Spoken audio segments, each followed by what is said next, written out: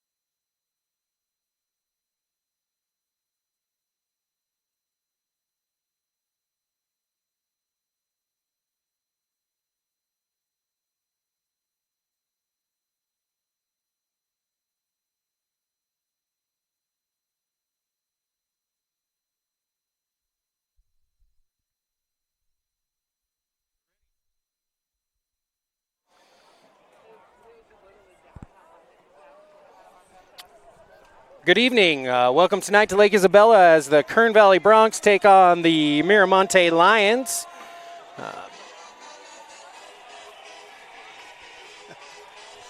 Trying to see, did we win the toss? Kern Valley win the toss?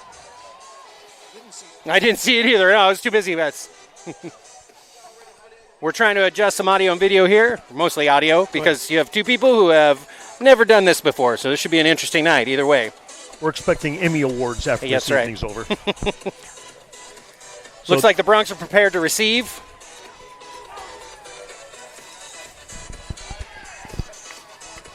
So in case you're all wondering who's doing the broadcasting this evening, that first voice you heard is former varsity head football coach here at Kern Valley High School. That's Ben Goffinette. And this year, I'm Mike Gemthner, the baseball coach here at Kern Valley High School. For the last 56 years. Pretty close. Which is amazing since I'm 45 years old. Oh, that's right. I don't know who you're trying to fool on that one, but. Yeah. Broncs come into the game 1-1, coming off a bye week. Looks like a pooch kick.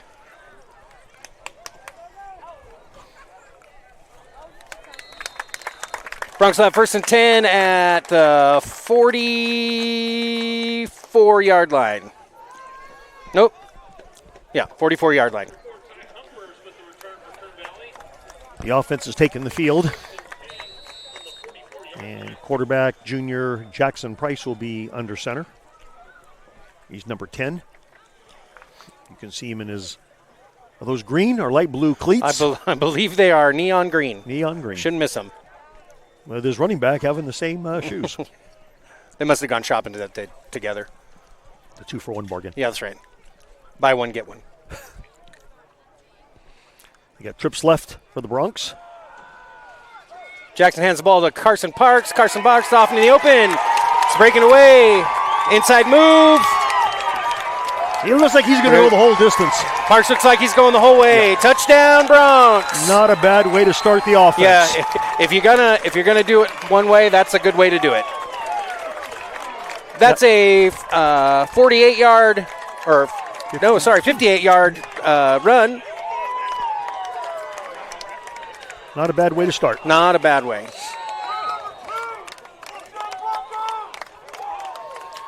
That is one thing, if you're watching the Broncs for the first time this season, you'll see the offense has a lot of speed. Several very, very fast athletes. Carson Parks there on that touchdown, as well as a number of other players, the quarterback, and Aiden Madden, number 2, receiver. A lot of speed on offense.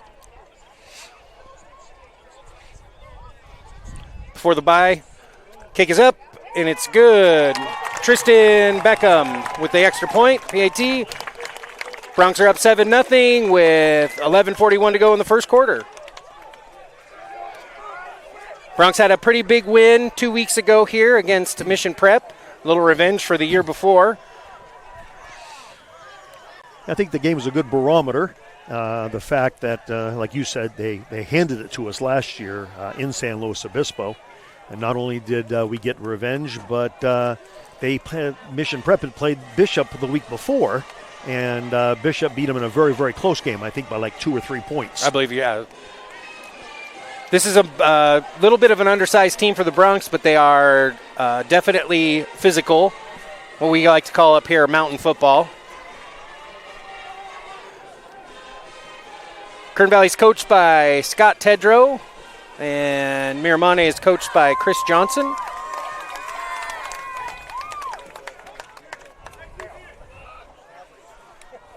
Looks like number 3, Shiloh Galvin, is going to be the kickoff man. Broncs are huddling. I think he just started kicking off for us last week, and the coaching staff was really impressed with the job he did.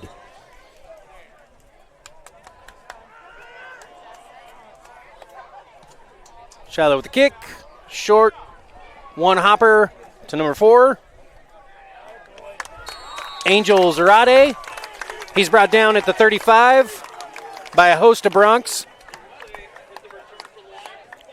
Looks like he'll be 1st and 10 at about the 35-yard line for the Lions on their side of the field. Take a good look here at what the Lions are going to run on offense. Looks like a pretty big front coming out.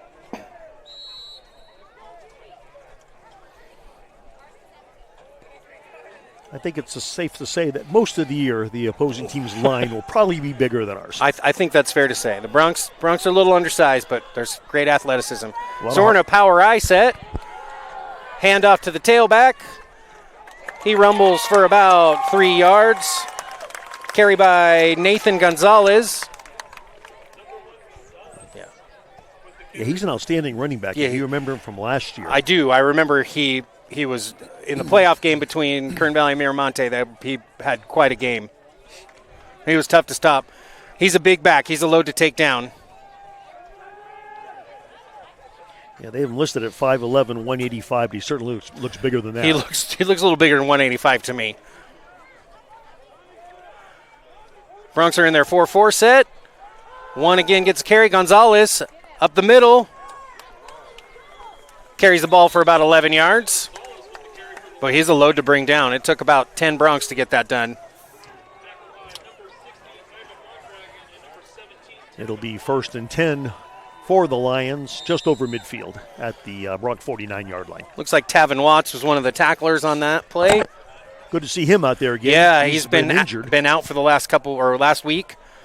Got a chance to get healed up over the bye week. Had a little injury bugs here and there for the Bronx. Motion right. Looks like a power play to number 1 Gonzalez again. He's going to scramble down for about a 4-yard pickup.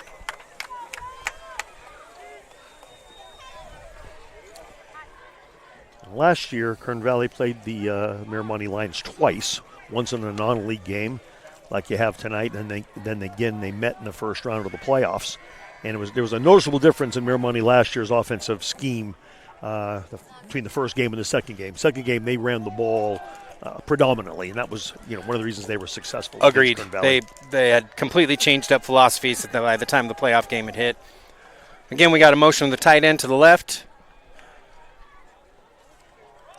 Oh, looks like a mistake on the quarterback. A pitch behind to Gonzalez. Gonzalez looks like he's going to get back to about the line of scrimmage. Should bring up about a 3rd and 7. Looks like Blake Posney was in on the tackle, one of the defensive ends. Bronx have played some pretty tough defense over the week. And first week against Emmanuel, they were on the field a lot, but they did a pretty good job of containing some really excellent athletes. Big play here for the defense. 3rd and about 7.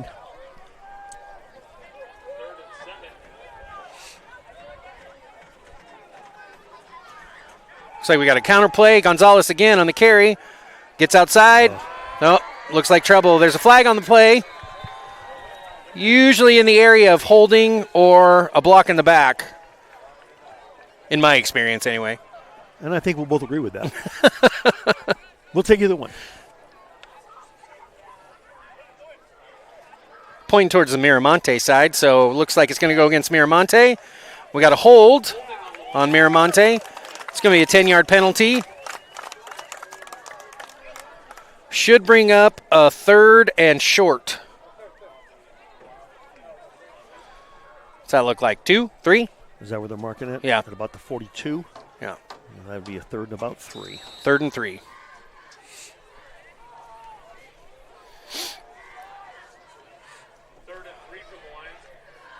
Number 7, Gabriel Silvera is the quarterback. Coming up to the line. Looks like we're back at the power I set.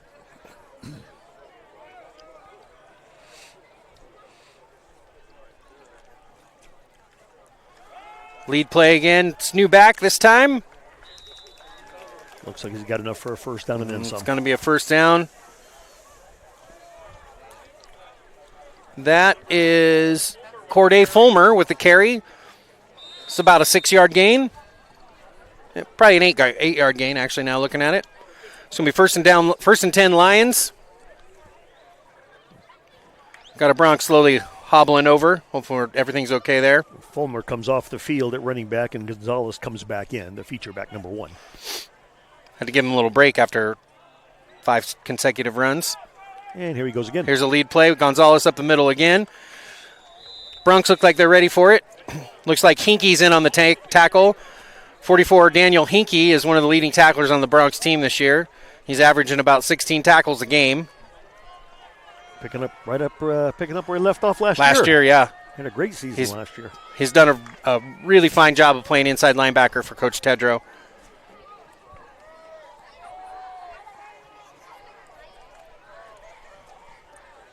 We're back in a 3-back set. Gonzalez again with the carry, cut back. It looks like he lost his footing. Looks like Hinkey was again in on the tackle, as well as Adrian Cervantes.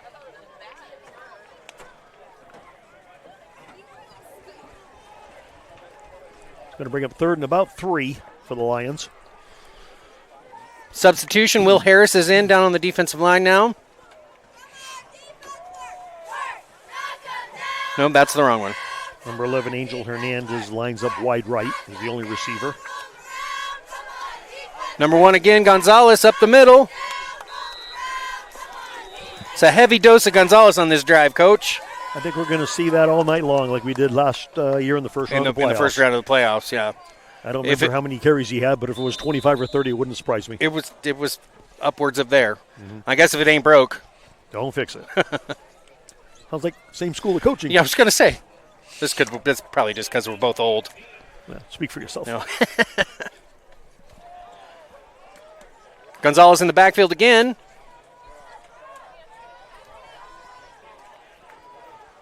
Got Christian Southwell as fullback in front of him. Silvera hands off to Gonzalez again. Gonzalez in the out. He's on the edge. Looks like he's turned a corner. We're looking about 8 or 9 yards on the carry at least. He's a big, powerful running back. Even when we make contact, it looks like he's going to go down or out of bounds. He still gets another couple of yards. It looks like, yeah, he's done a pretty good job of carrying the first tackle with him. Looks like he got 10. Nope, we're going 2nd down. So 2nd and 2. Lions threatening to score. It's a pretty methodical drive so far. Again, with a heavy dose of Gonzalez. 2nd and 2 from the Kern Valley 10-yard line.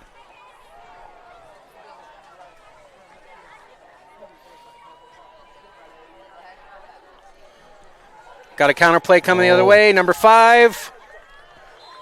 That's Jason Rivera. He's real close. It looks like he's just short of the goal line. It's going to stop the clock. They're going to move the chains. So we're looking at 1st and goal from... inside the 1. Oh, yeah, inside the 1. Yeah, that play looked like it kind of surprised us. Yeah. We weren't ready for that one. You know, back in the day, I had an athletic director that always run down there and look at the down and distance and tell me about how far away we were. Oh, yeah, that was you. That was me, yeah. Back in the day. Limited in running now. I'm guessing we're going to get Gonzalez again on a straight-ahead. Great job by the Bronx. The Bronx are all over it. Tavin Watts in the backfield making the play. He may have been lucky to get back to the line of scrimmage. It looks like a play for a loss. They're moving back a little bit. So a loss of a yard. So, yeah, we'll say a loss of a yard. 2nd and goal. Looks like the Bronx were expecting that. Made a good adjustment.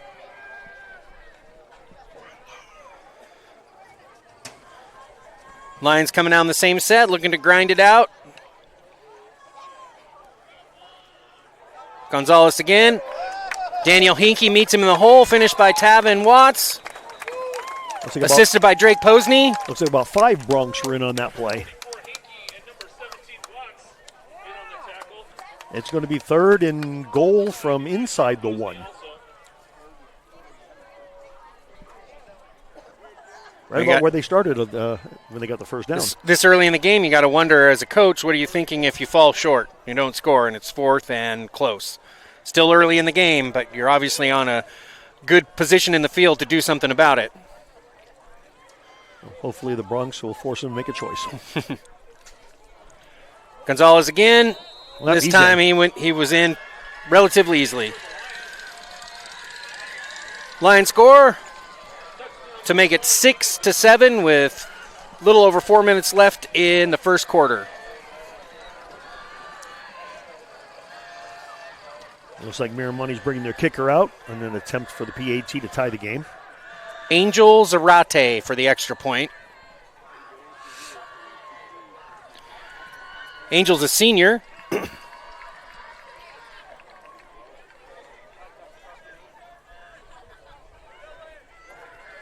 Snap is good, hold is good. Extra point try is good. Right down the middle. We're all knotted up here at Kern Valley High School, 7-7. 4:42 left in the first quarter. If we're measuring time of possession, the Mira Monte team is possessed the ball for the majority of that first quarter so far, as the Bronx score on one play from offense. Both teams, each team has had one offensive possession. Maybe we're going to get a barn burner. Last group to have the ball wins the game. Maybe the punters will get the night off. Maybe the punters will get the night off. You know, that never bothered me much as an offensive coach, sure but as it a didn't. defensive coach, I can tell you, that was a little frustrating.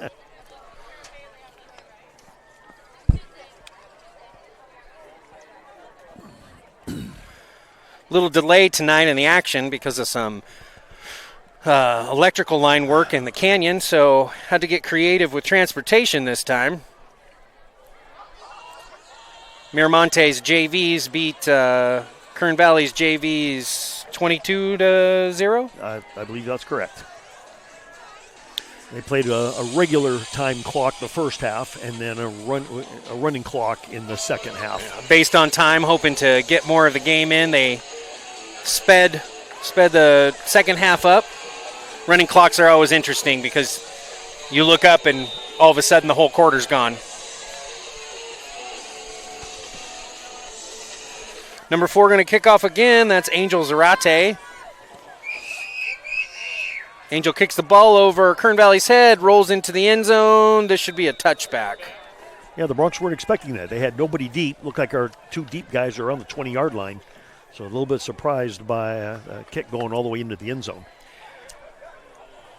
Probably one of those on film. They did a lot of pooch and squib and all that kind of stuff, and then going to make him realize that he can kick it that far, so force the Bronx to stretch out a little bit. I think you see a lot of that in high school football, don't you? Where Absolutely. Rarely. I mean, a lot of schools don't have a kicker who can put the ball in the end zone. Very rarely, honestly. At least from my experience in small schools. Yeah, I agree. I've had, in 20 years of coaching, we've maybe had 3 kids that could consistently put it in the end zone. And I'm sure Zach Bushling was one of them. Zach Bushling was one of them. Of course, Zach Bushling went on to play baseball at University of Connecticut.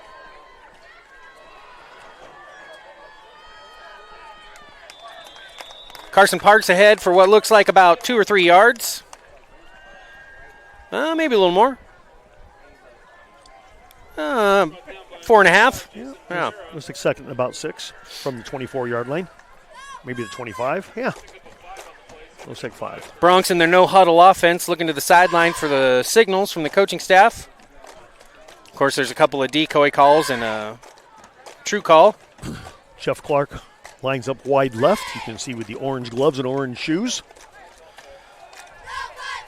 And they pass Price. the other direction. Price with a throw to Aiden Madden for a completion of about 25 yards. Looks like about the 44-yard line. Yep. Bronx will start new downs here. 45. Well, not quite as good as the last drive. Took 2 plays to get this, What are you going to do? Yeah. Oh, we're falling short, I tell you. Maybe they're just tired. Tired. They're wiped out from the last drive, all that one play. Yeah. I'm going to go with that. I'm with you. Or the defensive adjustments. Got 3 receivers set. Here we go. Carson Parks again on the outside sweep. Turns a corner. Looks like he's going to get about 8 yards on the carry. Get past midfield. Make it about 2nd and 2, it looks like, from the Miramani 47-yard line. There's that speed on display. You saw him hit the corner and turn up pretty quickly. Like I said earlier, you got a lot of speed with number 1 Parks, number 2 Madden, number 10 Jackson Price, the quarterback. Even Jeffrey Clark, number 8, the wideout to the left, has really good speed. Especially for a long body like that. Yeah, and Ty Humphers, number 4, runs really well. Right. They got a lot of speed out there. Carson Parks again. Up the left. He's going to run for about 7 yards and get a first down. So far, a whole lot of offense, Coach. Yes. Like I said, the punters they don't mind missing out.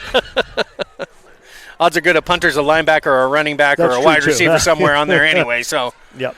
every now and again you get a lineman punter. Those are always fun. Well, at least when you see that, you know he's not going to scramble on a fake. That's true. 4 receiver set. We got motion to the right with Madden. Price of the ball off to Parks again. Looks like the Lions sniffed this one out.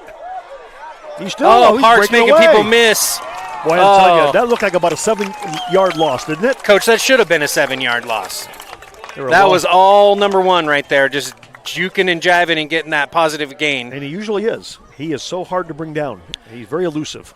Absolutely. Very shifty feet, especially for someone who doesn't carry a whole lot of weight or size. And he sees the field so well.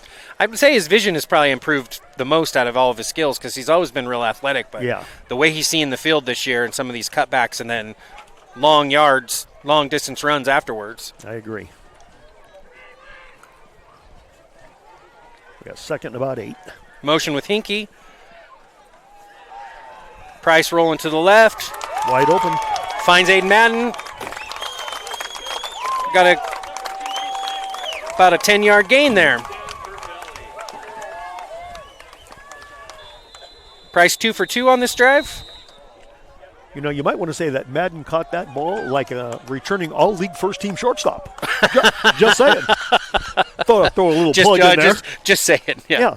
Of course, Madden, a multiple sport athlete here, including First League All-Star baseball player here at Kern Valley. So we got a timeout on the field. 2:01 left in the first quarter. I'd be lying if I said I saw who called it. Lion? I think it was the Lions. I would say that the fact that neither defense has stopped the other is a good chance that timeout was called by the defense. A good chance. Agreed.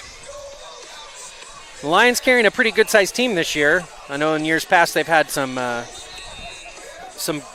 smaller teams. This one looks like it has pretty good numbers this year for Chris Johnson. So,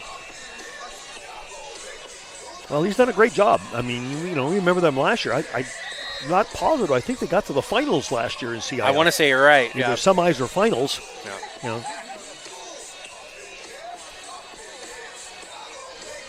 Bronx again in a 2-receiver set. Or 4-receiver set, excuse me.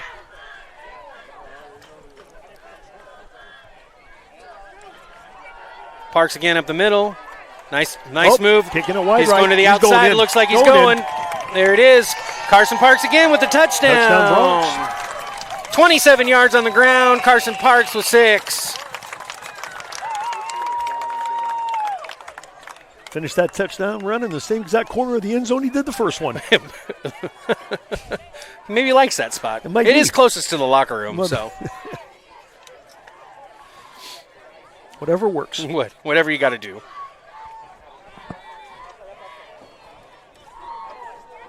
It's got to be the shoes, you know. Those look an awful lot like something a Seattle Seahawk would wear, I'm just saying. I'm sensing some bias there. Not at all. From the guy from Washington.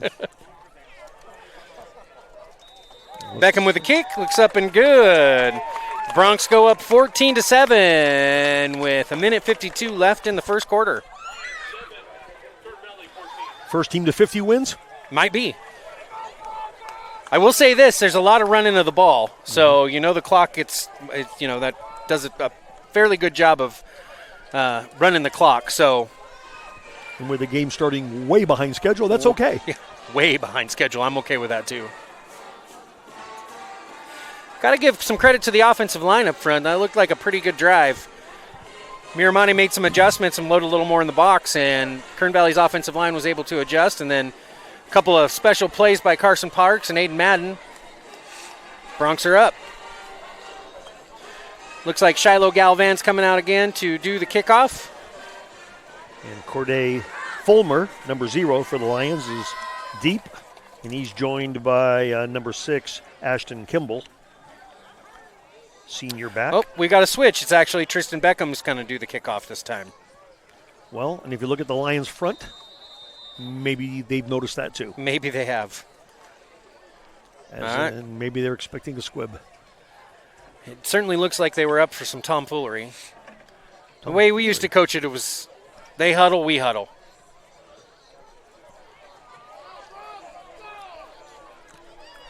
Beckham with a nice kick all the way down to about the 10-yard line. Nice cut. Looks like there's a flag on the play. Corday Fulmer with a return up to the 42.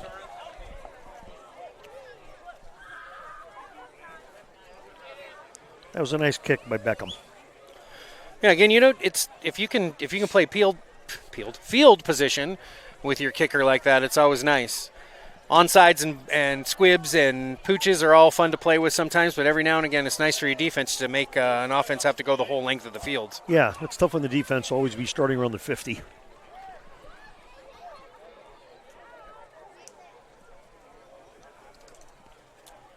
So what was the call? It looks like they waved off the flag. Oh, okay. Got 1:46 left in the opening quarter. Got a new look here for Mira Monte. Going with a shotgun look here. Of course, you see who's standing right next to the quarterback. I do see that. Gonzalez is likely to still get a hefty dose of attempts at running the ball. Oh, we got a quarterback lead. Uh-oh. Number 0 again, Corday Fulmer. And he's out of bounds at about the 23-yard line. It's about a 40-yard gain, Coach. I think everybody in blue was looking at number 1 carrying the ball, and when Gonzalez didn't get it, made it real tough for us to tackle the quarterback who kept the ball. Good adjustment on Coach Johnson's side. Going with the same look. Fulmer in the backfield along with Gonzalez. Motion across to a 3-receiver side. Same We play. got the same play. This time the Bronx sniffed it out a little bit better. Quarterback keeper to the left side of the line.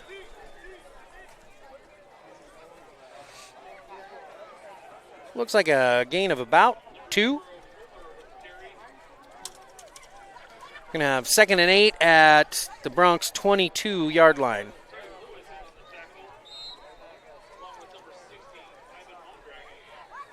We'll make it the 23.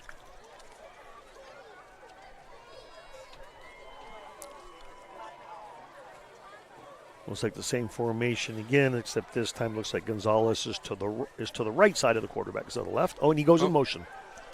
That was a nice play. That was a great play. All that attention on Gonzalez, of course. You could see some of the perimeter players for Kern Valley bailing to go cover what looked like it was going to be a swing pass to the tailback. That's the first time they've showed that formation with him in motion, I believe, tonight. Yeah, it is the first time.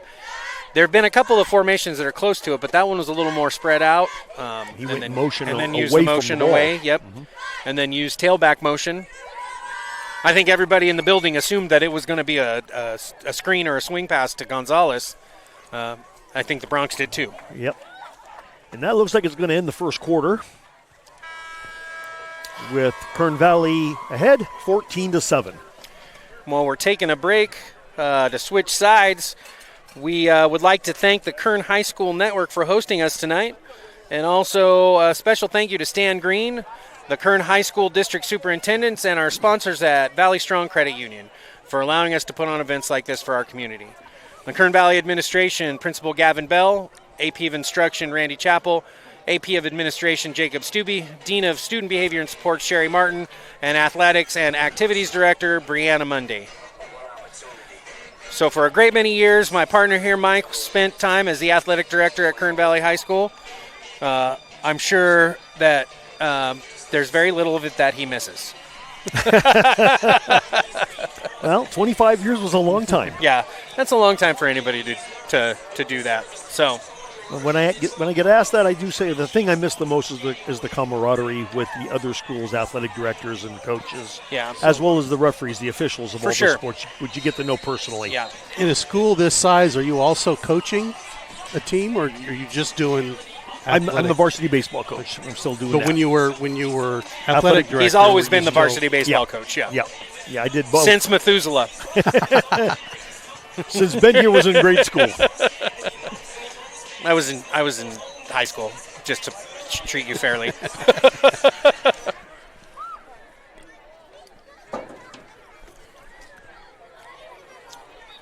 Okay, so here we go. Lions 1st and 10 at the Kern Valley, 12-yard line? 12-yard.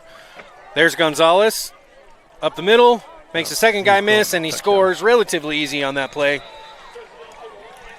It'll be Kern Valley 14, Monte 13. And if we've alluded to it before, we'll say it again. This looks like it's going to be an offensive showdown here.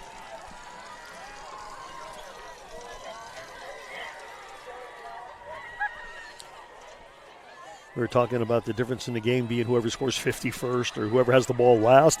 It might be whichever kicker misses a PAT. That very well could come to. Or whatever coach decides to go for two. Gamble is the luck and go for two. Looks like number 4, Zarate, is kicking again. Angel Zarate.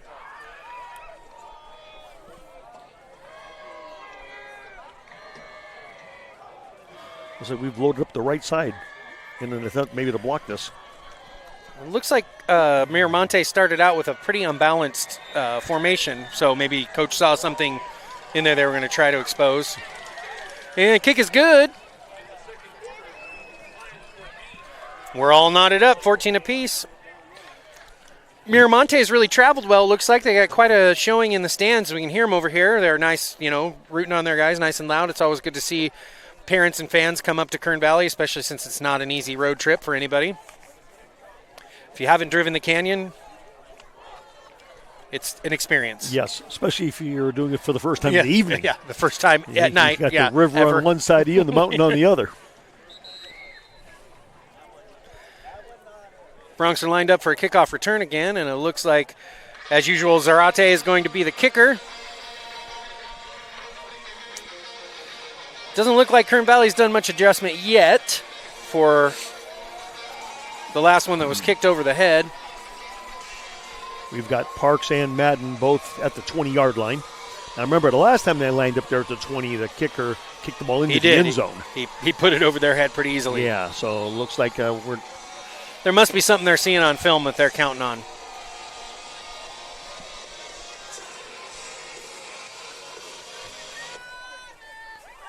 And Zarate with the kick. About the 10-yard line. Madden with the return. Cutting across the grain. Looks like he's caught up with a bunch of the Lions. And we'll get the ball to about the 28-yard line.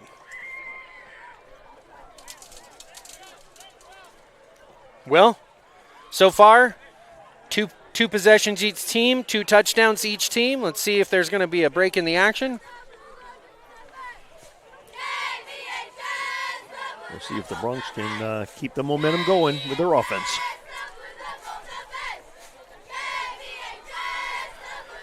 Got Clark at the top of your screen with 3 receivers down here. Hinkie and Madden and Embry.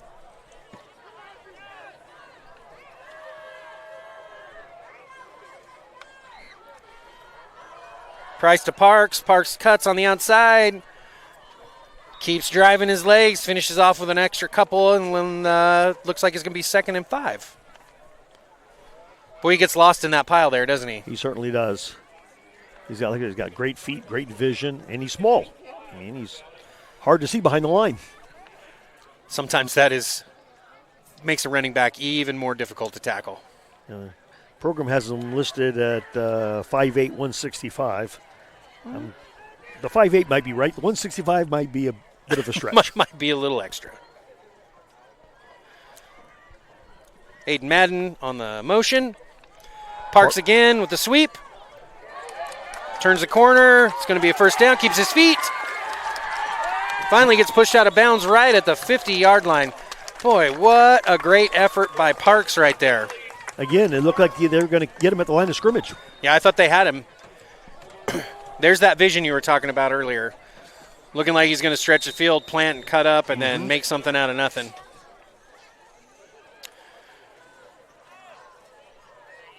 No. Number 60, Will Harris.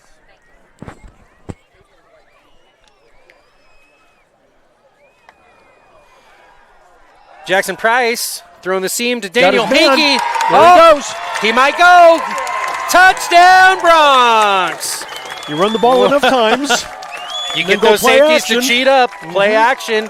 That's a great call by the coaching staff. It was, and a great route by, was that Hinkey? That was Hinkey, yeah. Daniel Great route. Hinkey with He found the the seam there. 50-yard touchdown.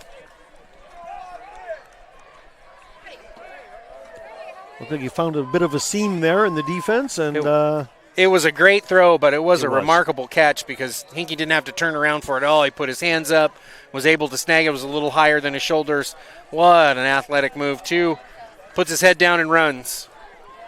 Do we say there's a lot on offense? there's that there is.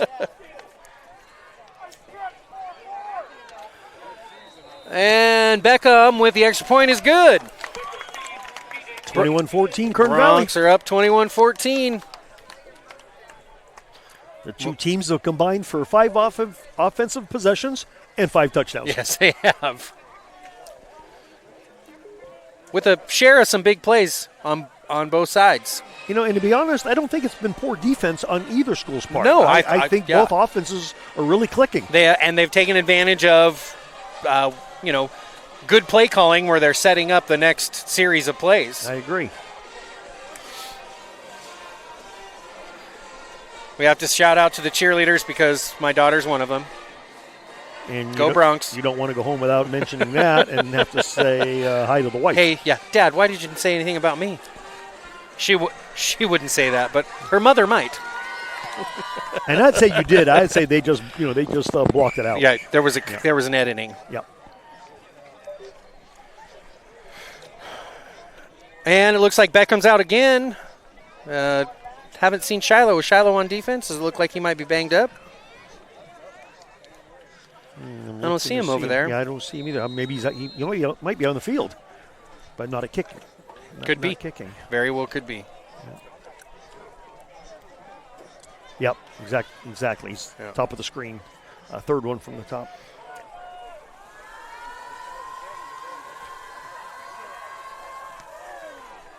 Beckham with the kick. Going to be fielded about the 15. Big hop. Oh, Hinkey. tackle by Hinkey. Who else? And Tavin Watts, two of the leading tacklers on the team. Yep. Kickoff coverage has been excellent so far today for the Bronx. That's the kind of defense you expect from Hinkey. Absolutely. Well, we've been seeing from Daniel for a couple of years now. Yeah, about 3, actually. Yeah, I this think is you're his third year on Mhm. varsity. Yep. Last year was all-league linebacker. I'm assuming, working on it again. Like I said, he's averaging about 15 or 16 tackles a game. Then, and in high school, that's pretty impressive. He has a nose for the football. For sure. You watch him on defense, and it seems like if you just watch him, he seems to react one step before everyone else does. Good instinct. Yeah, good Yep. nose for the ball. Mm-hmm. All right, Mira Monte back in their shotgun set. We'll see fly motion.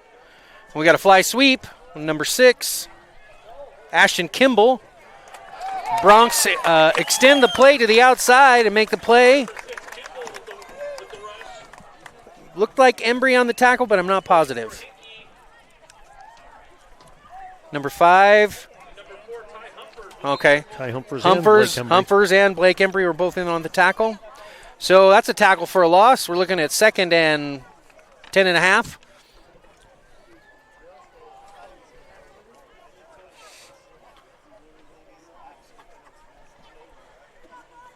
Once again, shotgun set. More motion. Quarterback keep. Surge gets him at least, it looks like, 8 yards. You don't expect defensively, you don't expect the team to get that many yards on that play. 2nd and, 11? Yeah, I think you were right. The first time they ran it, like you called, they are so focused on Gonzalez that... Would you have to be? He's got to be priority number 1. Absolutely. Number 1, no pun intended. No pun. No, yeah, I think you intended it. Yeah, maybe. Yeah. Oh, there's a sneaky quarterback sneak, if I've ever seen one. Quarterback motions, snaps. Looks like they got the first down. Going to be 1st and 10 from the 41.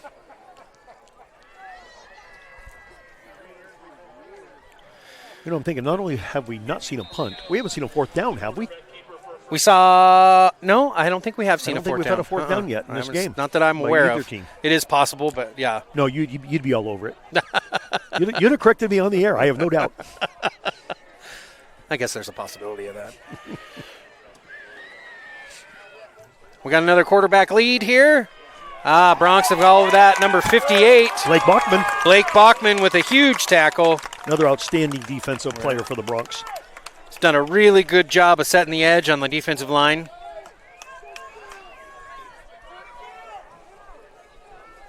We haven't called his name much yet tonight, but that doesn't mean he's not always near the ball. He's another one of those that has a nose for the ball.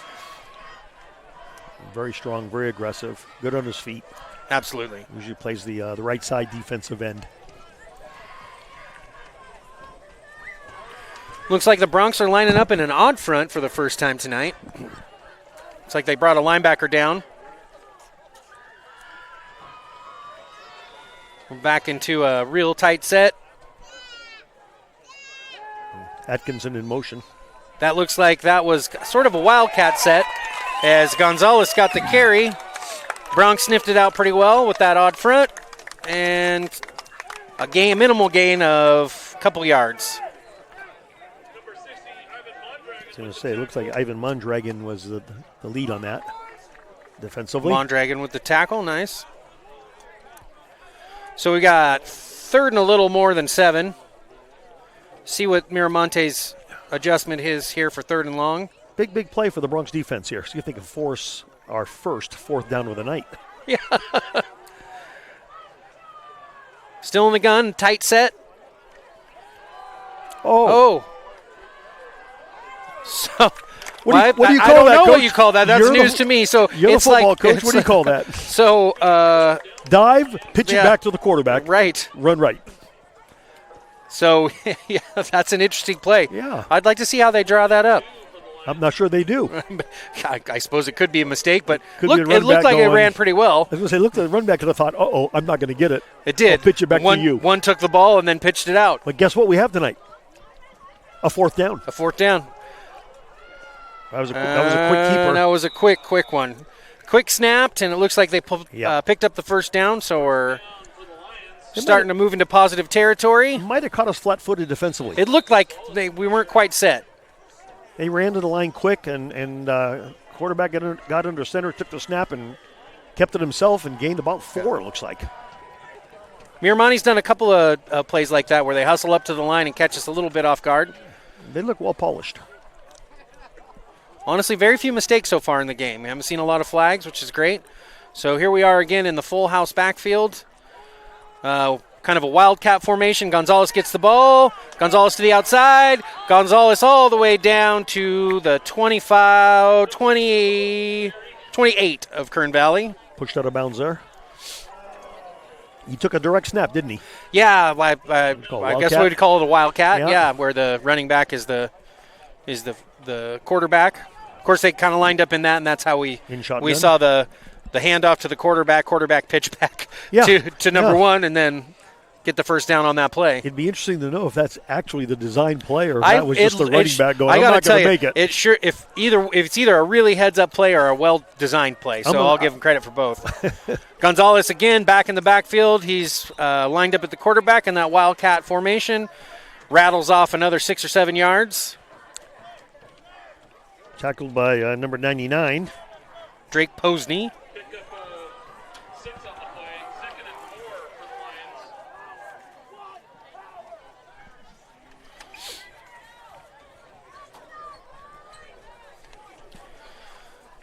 Second and 4. Miramonte driving at the 22-yard line.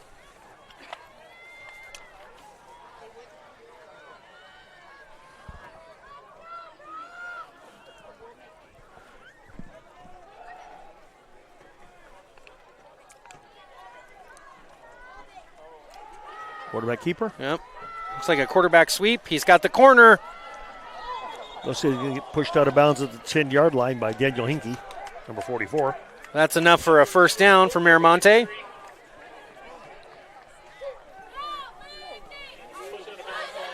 I tell you, it's exciting to watch a game like this, you know. Again, if you're a defensive coordinator, you probably need some Tums about right now, but 5 minutes to go in the first half.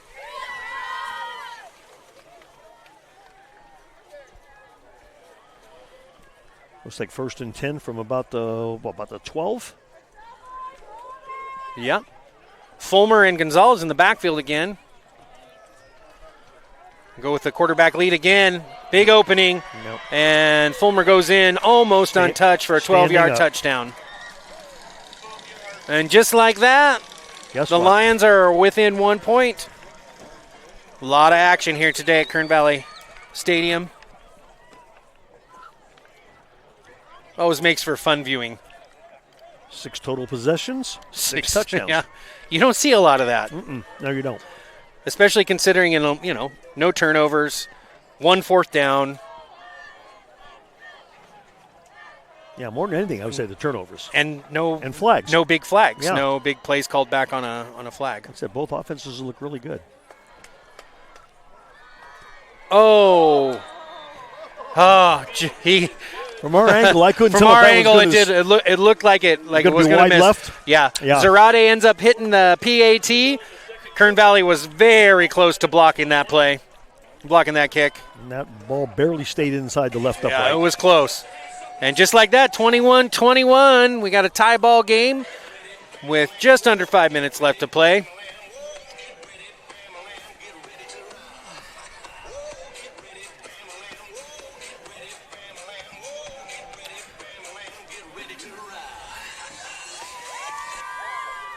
Another fine performance from the Kern Valley cheerleaders.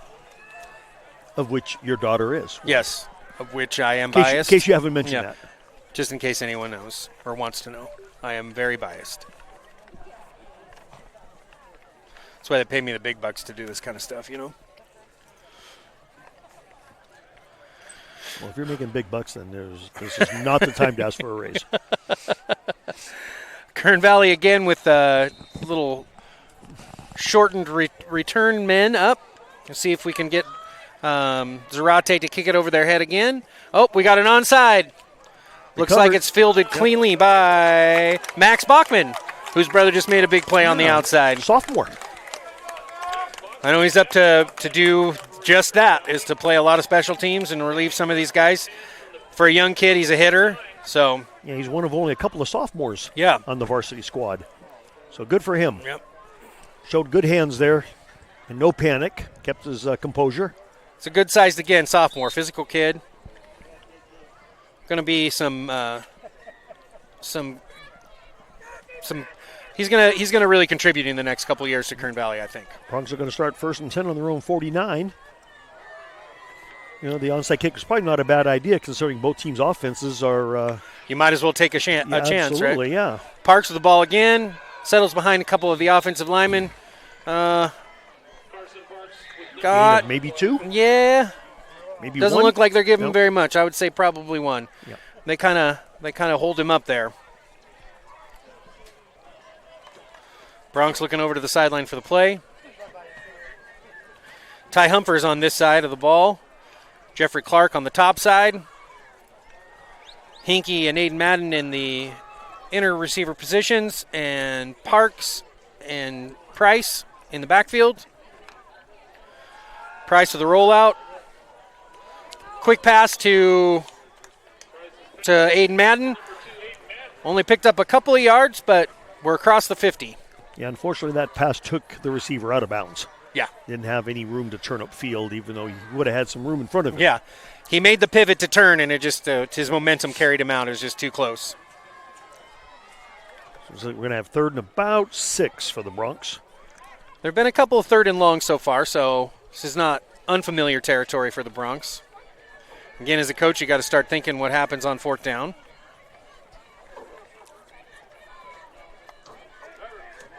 Price with the ball, quick throw to Clark. Clark turns upfield. It's going to be close. Looks like he's going to be right at the sticks. Yep. I think he's got it. He's got it. They're going to give him the first down. By about half a yard, I either think. they're stopping the clock to measure or they're stopping the clock because he got a first down. It's a nice pitch and catch from Price to Clark. Just enough for the first.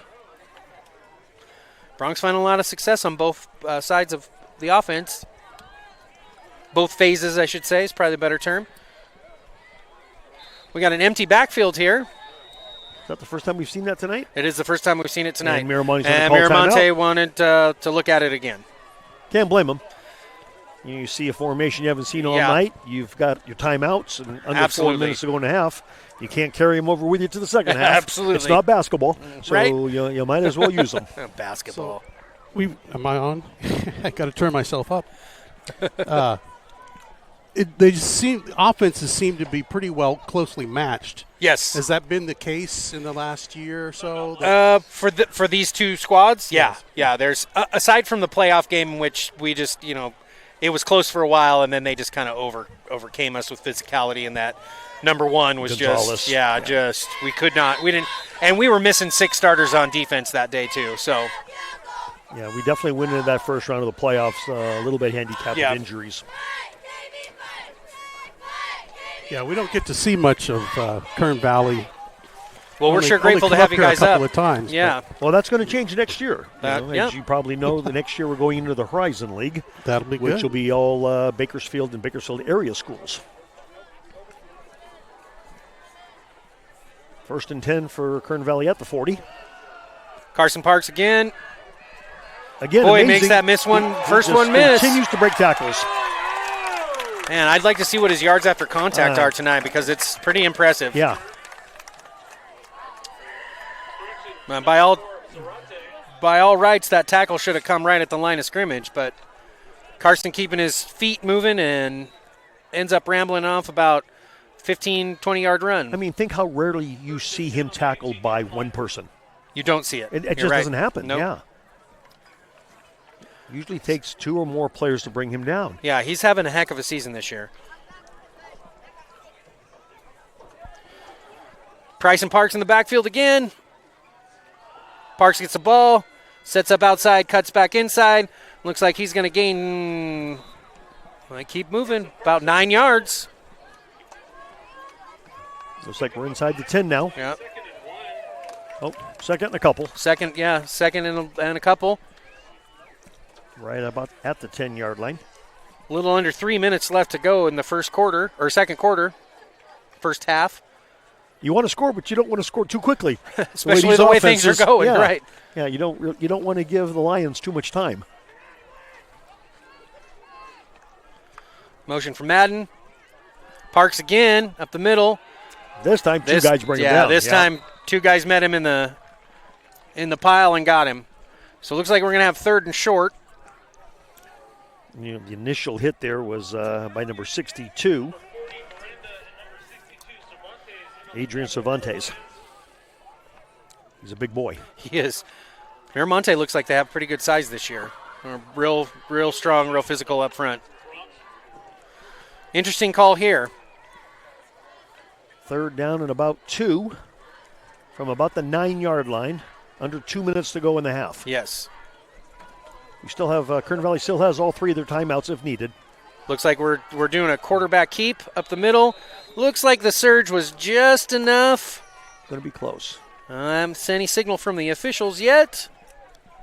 Looking for the placement. It looks like they're probably going to stop the clock and measure, be my guess. They're going to call it a first down. All right. That'll work. First down, KV.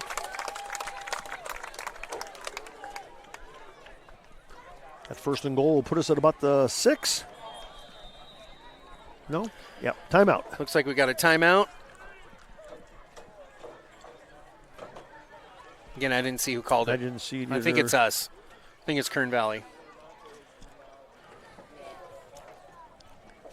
According to the scoreboard, it looks like Miramonte only has one timeout there you left. Go. Miramonte did call it. Probably not a bad idea. They're probably thinking we want the ball back before the half is up. Try and preserve some time. Yeah, absolutely. Just in case they get another opportunity to score.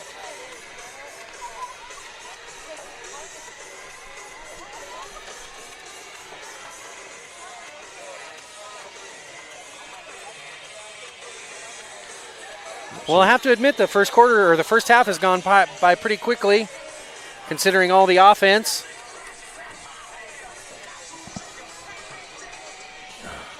Looks like we're going to have first and goal when we get back to action here in a moment. At about the, let's say about the 7-yard line, 6 or 7 yard line. We need some sponsors so we can have TV timeouts. Yeah.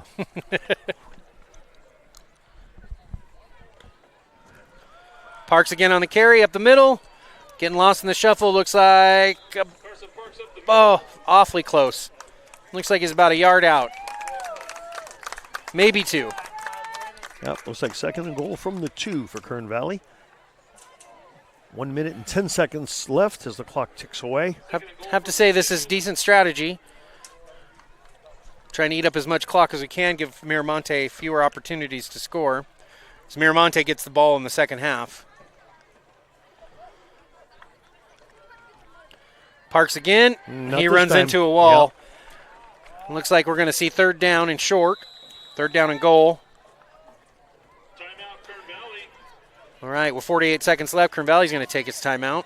First timeout, second timeout. Looks like the initial contact on that tackle was by number 60, Will Harris, for the Lions. I was going to say, Will Harris looks like he's been in a couple of plays here recently, so.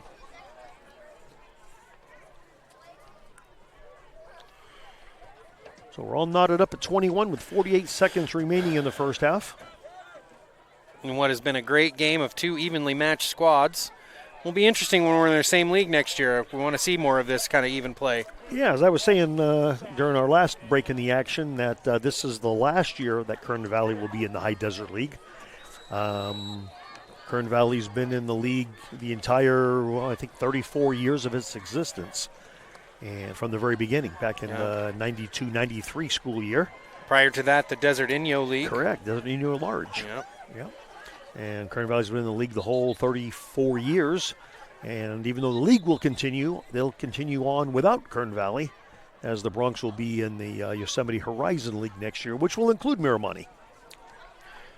Exciting times here for the Bronx. New horizons here in the Horizon League. Pun intended. Pun intended. Oh, looks like they wrapped around behind and caught him before he could get there. We're going to have a fourth and goal and a decision to be made for the Bronx right here. Is that a quarterback keeper? It looked like, Price keep it himself? He was trying to get up into the wedge. Yep. Fourth and goal from looks like about the 1. It's one of the critiques of running a predominantly shotgun set is quarterback keeps are not nearly as sneaky as they are looks from like under Kern center. Valley's going to let the clock tick down and use a timeout. Which is, again, a good idea because on fourth down you're either going to score and, you don't want to give the other team a lot of time left. And obviously they're not going to have much, if any. Gives the coaching staff time to make a decision about whether or not they take the points with what seems like an easy field goal, although I will say this, in high school there is no such thing as an easy field goal. I haven't seen one yet. Not easy. And the other thing is this, you already know that your defense has not been able to stop Miramonte in any of their 3 possessions, obviously. So do you really want just 3 points? Absolutely. That's again, something that the coaching staff is probably discussing. Mm-hmm. Absolutely. Unless there's something there. It looks like some disheartened players coming off the field, so it looks like they may be taking the 3.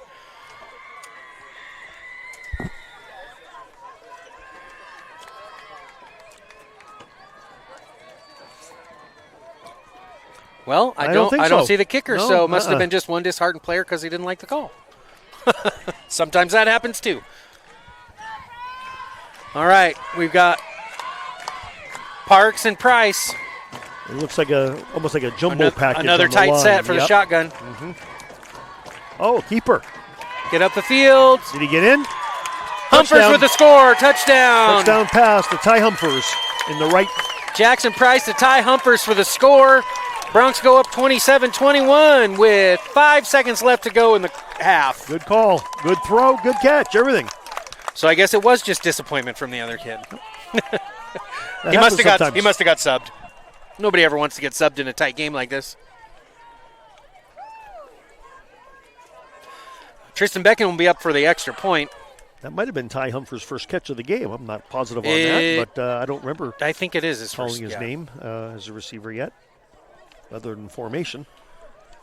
So 5 seconds left in the half. Oh, we got a flag, got a whistle. Wow. Well, there haven't been a lot of them, so I'm not going to start complaining yet. Unlike the last game that we had where there was a little bit of extra flagging. The Bronx are pointing to Monte as the guilty culprit. Looks like it might be an equipment malfunction. Maybe he came out without his mouthpiece. Not an equipment malfunction. Nothing like a wardrobe malfunction, right? No, nothing like that, no. Nope, looks like what they call looks like an eligible player, so usually that's a mouthpiece or some sort of so we're going to take the yardage on the kickoff. Yeah. Okay. Which usually they warn the kid, but if the kid didn't listen and the player stayed out and then did you say a kid not listen? Nah, never. Teenagers always listen. Beckham with the extra point, and it is right down the middle. Bronx lead 28-21 here in a barn burner. Hate to sound like I'm beating a dead horse and saying the same thing, but what have we had now? 7 total offensive possessions and 7 touchdowns. 7 for 7. 7 for 7. 7 for 7. For 7. And same with the PATs. Yeah. 7 for 7. Yep. And the defense, neither defense has been able to make a stop yet. We've only had 1 fourth down, I believe, or 2 now, right? But that was a fourth down. That was that was the scoring game. Yeah. The scoring play was a 4th down. So that's the second 4th down. Yep, second 4th down we've seen today. And both teams were both 4th downs were converted. Been some efficient offense either way. It's been fun to watch. Yeah. Be interesting to see what the Bronx do here with their kickoff. Hopefully those at home watching this game on the Kern High Network feel the same way, that they're enjoying this offense by both squads. I think the fans usually like offense. I think that takes old coaches true. like me to enjoy defense. A lot of open space there in the middle of that formation. Of course, it'll change, I think, when they spread out. But it'll be interesting to see what adjustments the coaches on both squads do defensively when we come out for the second half. See what kind of adjustments they make. That's got to be the main thing that's going to be talked about in both teams' locker rooms. Absolutely. Oh, quick little onside sneak kick. Onside kick. Clock never started. I can't imagine that Mira Monte is going to come up and try and throw a Hail Mary, but stranger things have happened. Hey, nothing's guaranteed without number 1 in the backfield. Just handing him the ball, you still got to bring it down. That's absolutely true. You run the right play, and he gets out in the open. Nathan you never Gonzalez know. is one tough running back. Nothing's a given, especially in high school football. Things are given in high school football. That is absolutely true.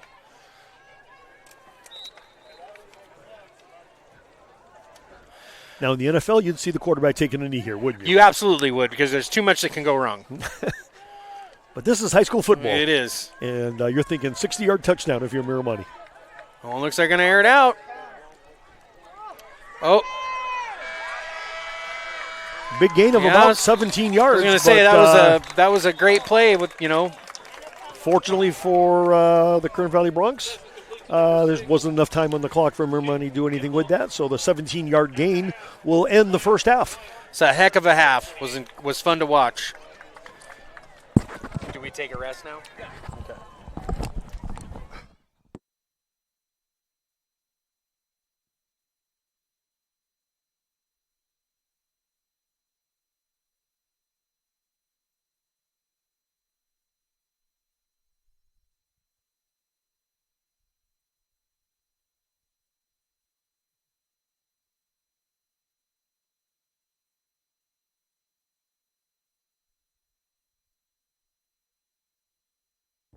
Ever get fired as the baseball coach? If they were going to do that, they'd have done that years ago. I always said that's why I became the athletic director. 2 reasons. Number 1, I have the power to fire myself. And number 2, no one else would.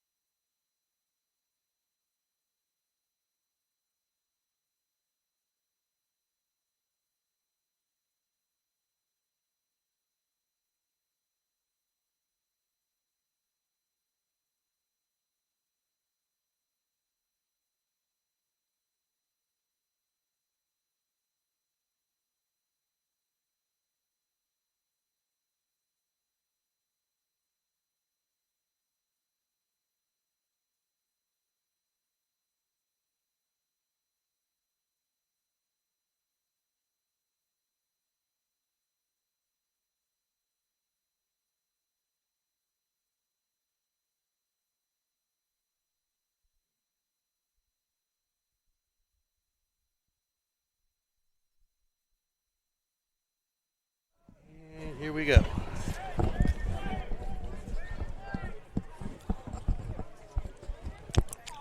We are back. Getting ready for the kickoff to start second half.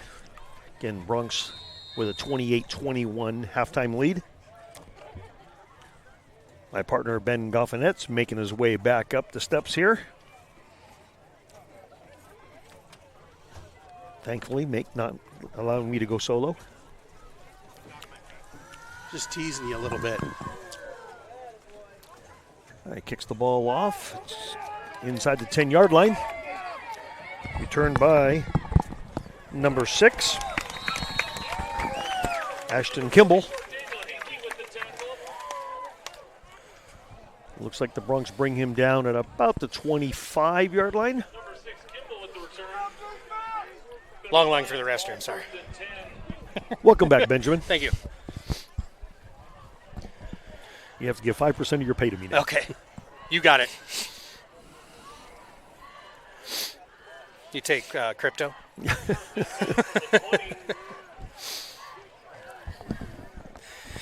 Talked to Coach Scott Tedrow at halftime just a little bit. He was saying defense needs to make a few adjustments. Hope to get a couple of stops because Mira Monte is a fourth quarter team. They're starting 1st and 10 at their own 20. We'll see if either team's defense has made any adjustments. Looks Gain like about 5 yards. Yeah, Gonzalez for 5. Going to be 2nd and 5 at the 25-yard line. Once again, Hinkie in on the tackle. Kid seems to be everywhere tonight.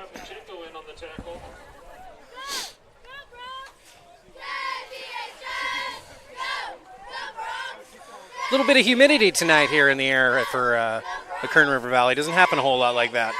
No, it's about 15 degrees cooler, though, than normal this Agreed. time of the year. So we'll definitely take that. We'll see if has any effect on the fatigue for the players. Naked boot. Pass to number 22, Christian Southwell.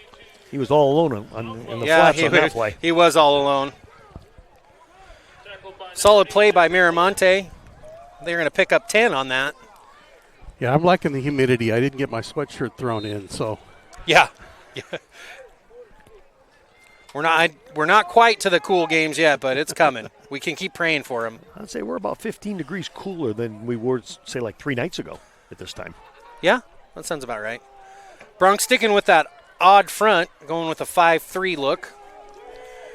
Going to outside pitch to Fulmer. And he's brought down by number 99. That's Drake Posney. Sniffed it out pretty well. Looks like we got an injury on the field. Officials timeout for an injured Lions player. Looks like that is the ball carrier number 0. If I'm seeing correct, I could be wrong. Fulmer, did you say was the? Fulmer, yeah. Yeah, Corday Fulmer, 0. Number 0, the quarterback. I think that is him, but I can't really tell for sure.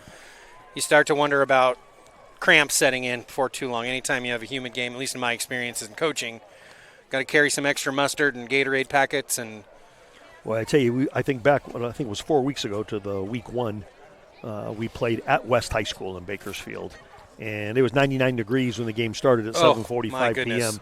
And again, it's the first game of the season for both teams, and you talk about players cramping up. Yeah. On top of that, it was so hot and humid that the officials actually called a couple of, I guess we'll call them TV timeouts. Oh. Yeah. So that teams would get a hydration timeout. Yeah, there you go.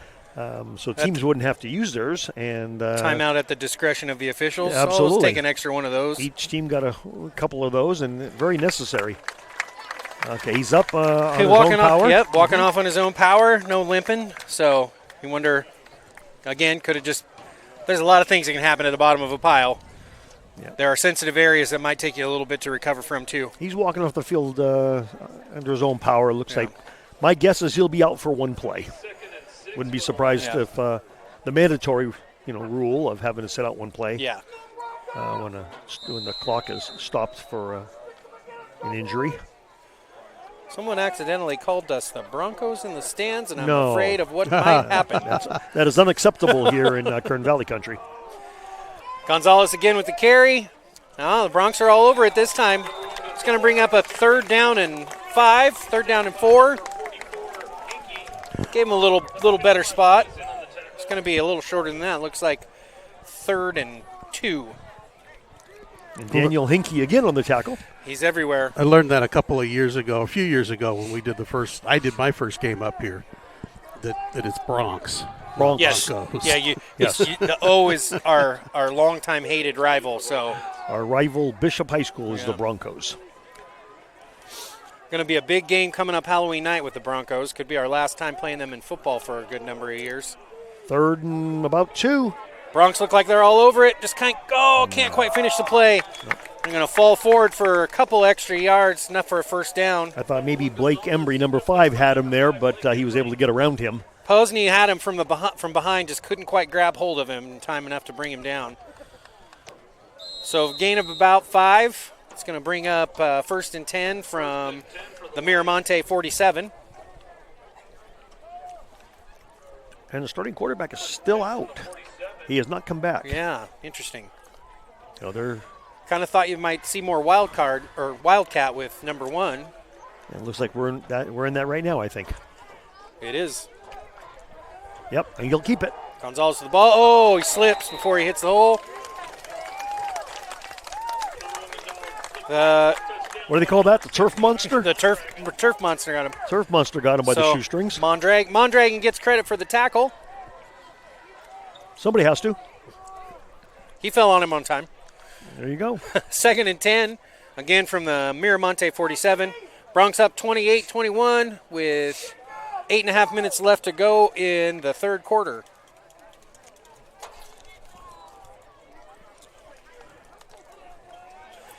Bronx seem to be sticking with that odd front. Going with a 5-3 look. Corners pressed. Almost daring Miramonte to throw. And they're going to. Gonzalez airing it out. He's got a wide open receiver. That was a great call. And Coach, the offense saw exactly what you said in terms of the Kern Valley defense, the alignment. There was no safety back. Yeah. And the corners were up almost like outside linebackers. Yeah. Like you said, daring them to throw. So guess what they did? They threw. And and the pass was by Nathan Gonzalez, the running back. Honestly, a very impressive pass for somebody who's considered the running back. Yeah. If he leads the receiver a little bit more, that's a touchdown. That is a touchdown. Because the receiver had the defense beat. Yeah, number 6, Ashton Gimbel had to slow down a little bit for the ball. But here we are, we're looking at Gonzalez in the backfield again in the Wildcat formation. He's going to take the ball. Hinkie meets him in the hole. Looks like he got him for a loss there. That's a big tackle right there. Daniel Hinkie got him in the backfield. Hinkie's had 4 tackles on this drive already. He's all over the place every Friday night. No gain on the play. I know our announcer calls his name more than anyone else's, it seems like. Corner's got a little extra space to be able to play tight. Back in that Wildcat formation. Gonna do a dive up the middle. Gonzalez looks like he falls forward for an extra 2 or 3. Gonna give us about 3rd and 5 from the Kern Valley 15. Or Kern Valley 10, actually, excuse me. Yep, looks like third and 5, 3rd and 6 from the 10-yard line. Interesting to see what Miramonte decides to do on this play. Again, nobody in this game wants to kick a field goal. Doesn't seem that way. Or punt. Or punt. Kickers are just for kickoffs only. And PATs. And PATs. Well, luckily, Bronx got back on that. Still the Wildcat formation for Gonzalez. Looks like Well, he got quite a bit. I don't know if he got the first down, but it's going to be close, I think. that one was Tavin Watts on the tackle. They haven't moved the change yet. I haven't seen him move forward. They're calling for a measurement timeout. Nope, looks like an Player injury down. timeout. Yep. So it looks like the Lions are going to be about a foot short. Bring up 4th and less than a yard. And they're at the 6-yard line of Kern Valley. Again, another interesting call. This is, the 3rd, 4th down we've seen. Yep. So far, the teams are 2 for 2 on 4th down. I got to think that the way those kickers have been kicking that ball into the end zone or close to it, They could probably do a field goal. Oh, or yeah. do a- I think both teams have skilled field goal kickers. I think this is nothing for either one of them. I think the issue is both teams' offensive coordinators realize that you don't necessarily want only 3 points because so far in this game, neither team's defense has been able to stop the other team's offense. Much against the other one, yeah. So kicking a field goal is almost like being defeated so far in this game. You're taking an L if you got to kick a field goal. Yeah, and this is where the fatigue and the humidity might start piling on. I hope the player from Miramonte is not injured. Looks like it's offensive lineman. It's number 73. And 73 is Alex Ramirez. It's a senior. Good to see him coming off on his own power. Again, like you said, under his own power. Doesn't look like he's limping or hobbling, doesn't need any help, so that's good news. Yeah, you don't want to see anyone needing assistance getting off the field. You don't want to see either team have anybody injured. So this is probably the play of the game here so far. 4th and 1 from about the 6, it looks like. Maybe the 5. Looks like we have a different player at quarterback for the Lions. Number 7, Gabriel Severa. He hands it off to Gonzalez. Hands it off to Gonzalez, but I think he got just enough for the first down. Yep. So we're going to have 1st and goal from the 3-yard line, 4-yard line.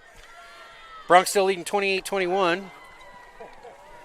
Should be getting a heavy dose of Gonzalez, I would imagine, on this one. Yep.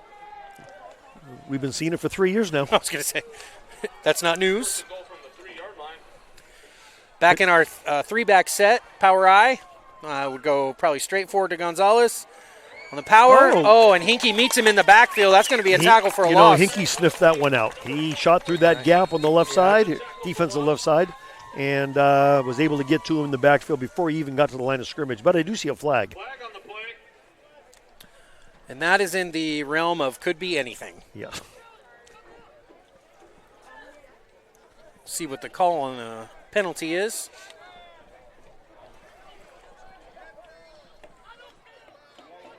Personal foul on Miramonte. That's a costly penalty. That's 15 yards. It goes from 2nd and goal from the 2 to 2nd and goal from the 17. What was the call? Personal foul. Personal foul? Yeah. Nothing beyond that, huh? Yeah, he probably said it, but our ears aren't good enough, I don't think, Coach. Again, 2nd and goal actually from the 19. Miramonte in the gun. Number 7 in at quarterback. That's Gabriel Silvera. Looks like Kern Valley's going to take a timeout. Didn't like what they saw. Maybe switch some personnel around.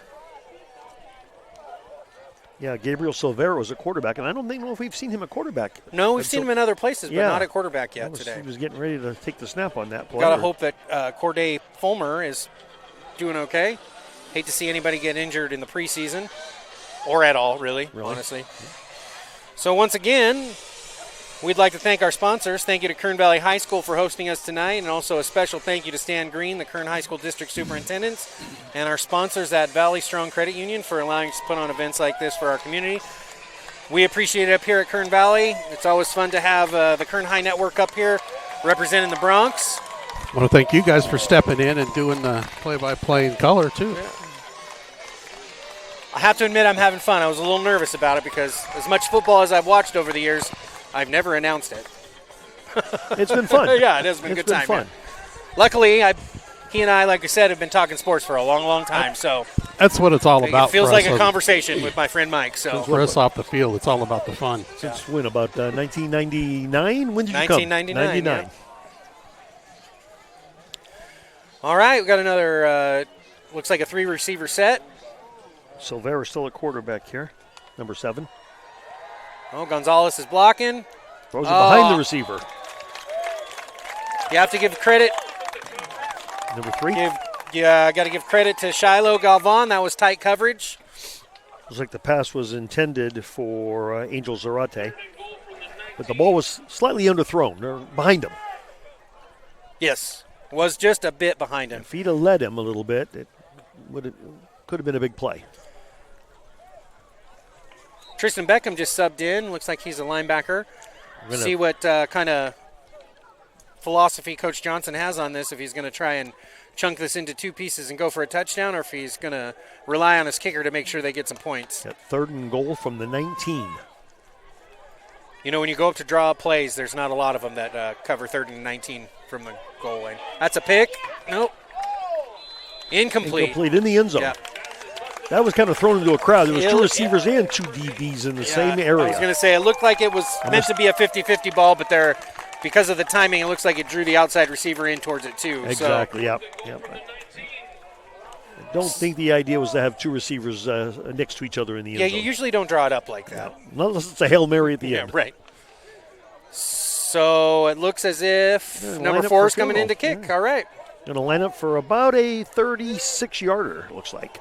So this is the first non-touchdown scoring drive so far, if this field goal ends up. Unless it's a fake. unless they've got some trickery planned. Angel Zarate is lining up to kick it. Gabriel Silvera, the holder. So that was a 37-yard attempt. He missed it a wide left. Bronx take over the ball right there at the Kern Valley 20-yard line. And that's a victory for the Kern Valley defense right there. That is. That's our first, what we would consider a stop on defense all night.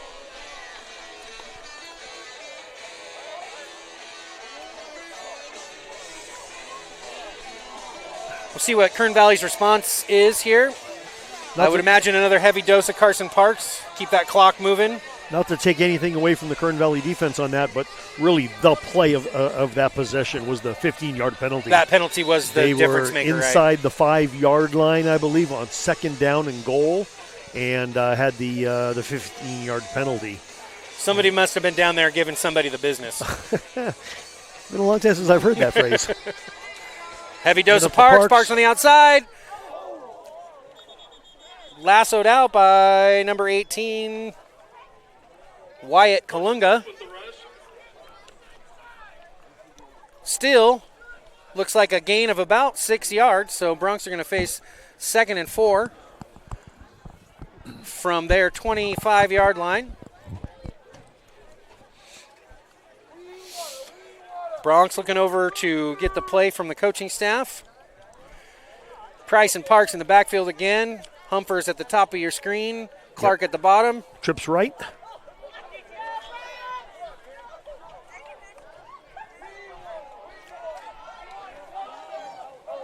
Price underthrew that a little bit. Looked like it came off his hand in sort of a weird angle. I was wondering that, or if it got tipped at the line of scrimmage by a defensive lineman. I couldn't tell. It's possible. It just looked like, based on the spin, something affected the flight of the ball, and it was quite a bit short. Looked like that was intended for Aiden Madden across the middle. Yeah, that'll bring up 3rd and 4. The pass was definitely a dead duck. It was wobbling. Yeah. When you see a football travel like that, it's hard to miss. Now we got a big play here for Kern Valley at 3rd and 4. In the shotgun Aiden is Madden Jackson in motion. Price. Yep. Price rolling to his right. Hits Madden in the flat. He's got Madden's the up first the down, field. He's got a lot more. of room and a blocker. He's going all the way to the 34-yard line. Miramonte 34. That's a 50-yard play. Caught from behind by Fabian Carrillo, number 15 for the Lions. But that was a huge gain on a very important play for the Bronx on 3rd down. I have to say, it was impressive. He's wide open right there. So looks like they weren't playing much underneath coverage, and we're looking for the Bronx to go downfield more. The Bronx are going to have 1st and 10 at their own, at the Lion 34-yard line. Big play.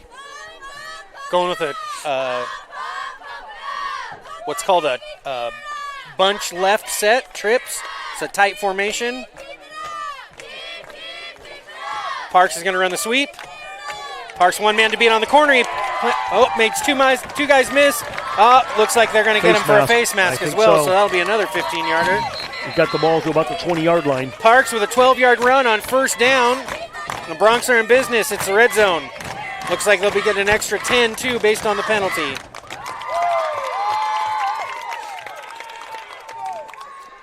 We're waiting for the call, but I think you're right. I think it's going to be a face mask. Both teams are indicating it's that.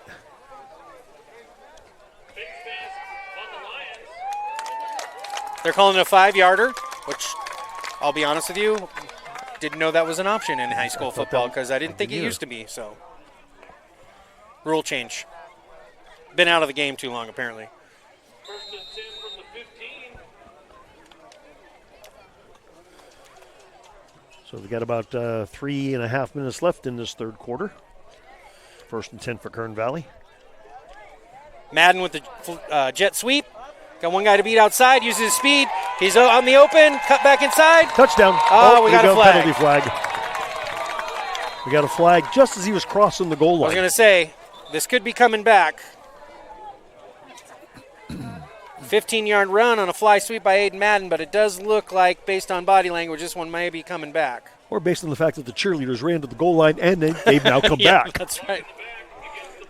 That's going to cost them Block 10. in the back. You know, as I remember that first game at West, same exact penalty late in the game. And it cost us a touchdown and ultimately the game.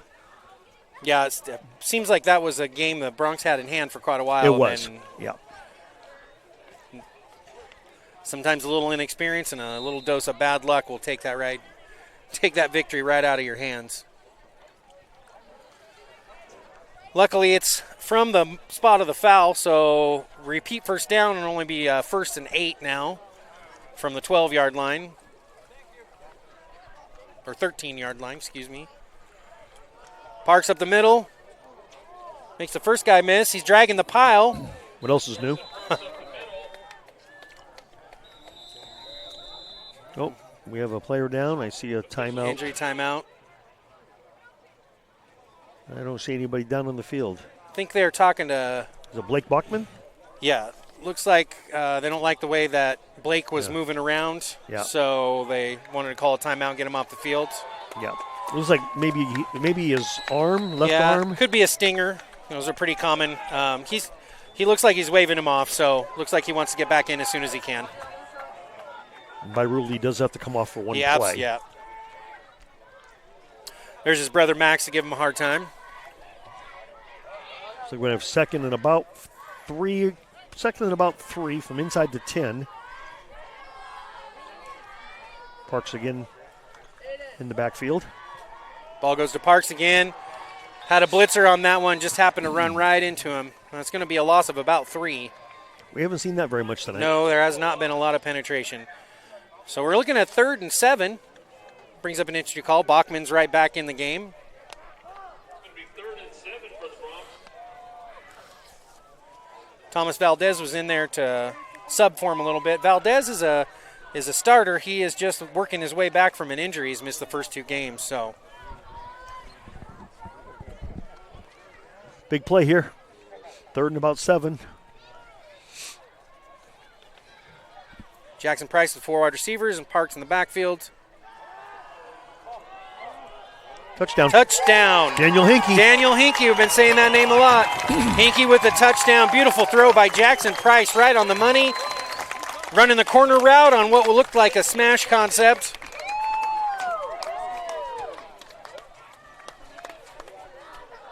That was a well-designed play. That's a Steve Spurrier play right there, Coach. Beautiful pass and a nice catch by Daniel Hinkie. Invented at Florida in the 90s. Back in the old, what did he used to call it? Oh, air something, I believe. I'm too old to remember, I guess. Tristan Beckham lined up for the extra point. Beckham's kick is up, and it is good right down the middle. The Bronx take a 2-score lead, up 35-21, with 1 minute and 37 seconds left to go in the third quarter. And still, this whole evening, the Kern Valley offense has not been stopped. They have not missed a single touchdown. Every possession. There again, a huge penalty could have made all the difference in the world. The Bronx were luckily able to overcome it and end up getting a touchdown. Yep. Then momentum really changes, especially when you've been going touchdown for touchdown. You get the kick, and then you fail to score that touchdown. That gives that other team an opportunity to go by 2 scores. So now Mira Monte is going to be playing catch-up all night. Well executed offense by the Bronx. See Beckham is back out to kick the kickoff again. This will be a very important possession for both teams coming up here. Agreed. Both the Miramonte offense to stay in the ball game, and the Kern Valley defense to try to stop them, take possession of the ball, and increase their lead by 3 touchdowns, which could be tough to overcome. 2 is tough to overcome, really. Just given the type of ball that both of these teams have been playing. We'll see. I want to see Miramonte's response and see if they go with their more gun look and start airing the ball out a little again. Well, if the quarterback comes back. Deep there we go. into the end There's zone. A touchback. That's exactly what you want. Plain field position. And I'll say that's something that's been lacking for the last, I'm going to say, a couple of years. A kicker who can put the ball in the end zone. Consistently put a ball in the end zone is difficult to find. In high school football, especially in the small school division, you can force the other team to start their possession at the 20-yard line. That's tough. It's tough for teams to go 80 yards. Absolutely. Inevitably, it seems like an offense will either penalize themselves or turn the ball over before they can go 80 yards. Statistically, I think you're probably right. Those long drives, it's usually plus the emotion of being down by 2 scores and having to go the full length of the field. A lot of pressure.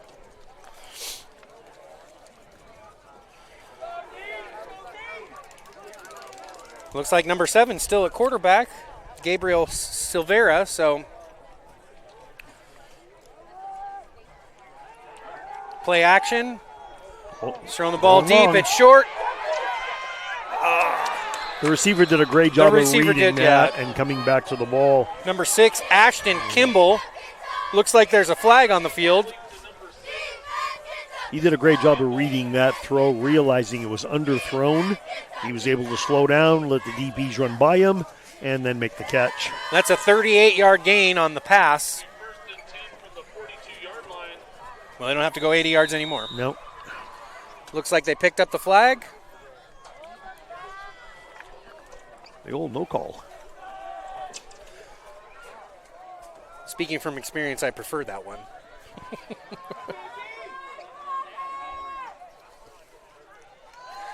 Gonzalez with the ball carry. He spins his way up for a gain of about 7. Number 17 Watts. Looks like that kid is a tough load to bring down. And number 58 Blake Bachman. Watts and Bachman on the tackle.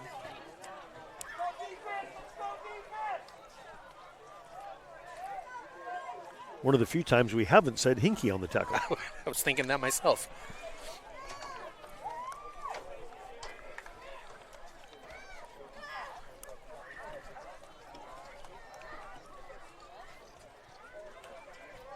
Miramonte out in that 4-back set.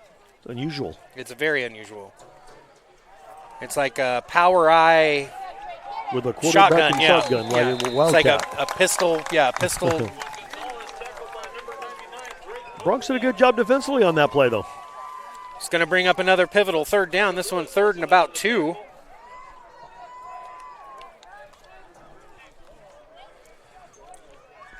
See if there's any adjustments defensively by the Bronx. It looks like they're going to stay in their even front.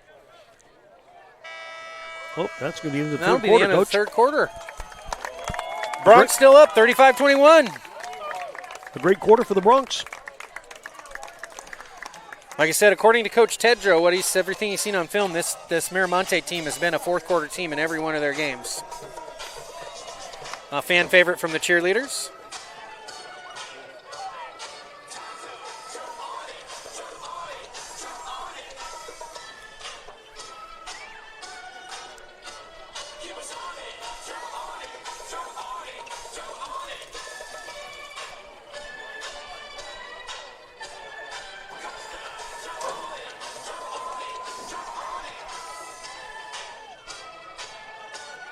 Got to admit, they do a pretty good job, these girls.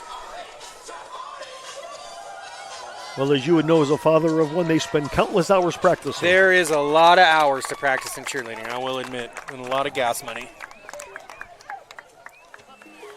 All right, Miramonte back on the field. Whoop. We've got an issue with the setting of the chains. chains, Yeah. yeah.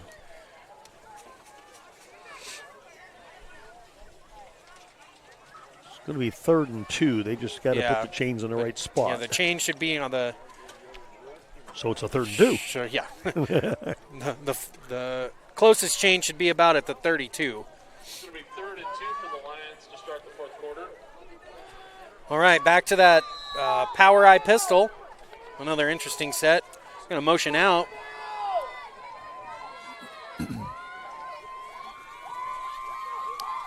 Gonzalez gets a snap. Had a chance in the backfield. Gonzalez runs for about 10 on that play. Posney just missed him. Just missed him. 65 in the backfield as well. That's Thomas Pacheco. Only a sophomore, he. Looked like we had a couple of guys ready to make a play, just couldn't quite get there. Monte takes over 1st and 10.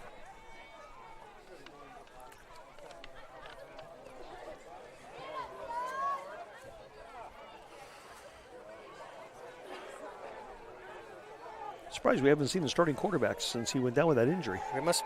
Oh! Is that Posney? No. That's Blake Bachman. Blake Bachman with the tackle. Blake Bachman with a huge 10 yards, sack. That's a loss of 10 yards. Yeah. Going to be 2nd and 20. He was completely unblocked.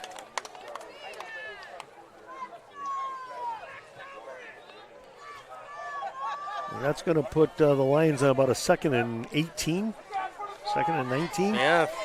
Yeah. Big play by the Bronx defense there. Huge play by the defensive end, Blake Bachman.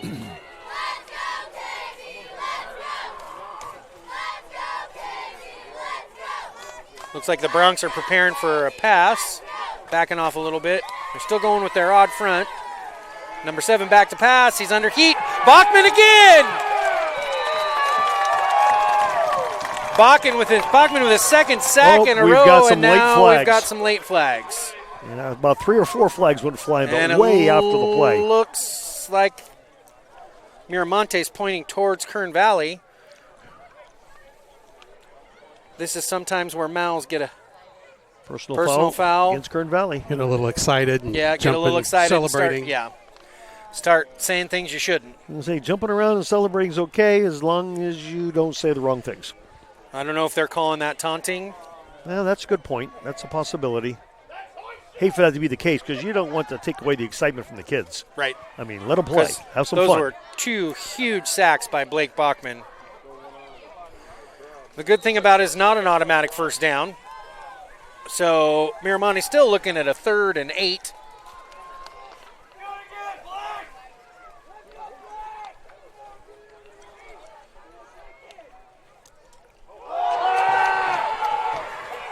Juan fumbles the snap, drops to the ground, he picks it up, rolls to the right, ends up getting back to the line of scrimmage, maybe falling forward for an extra yard. It's going to be a big 4th down play coming up.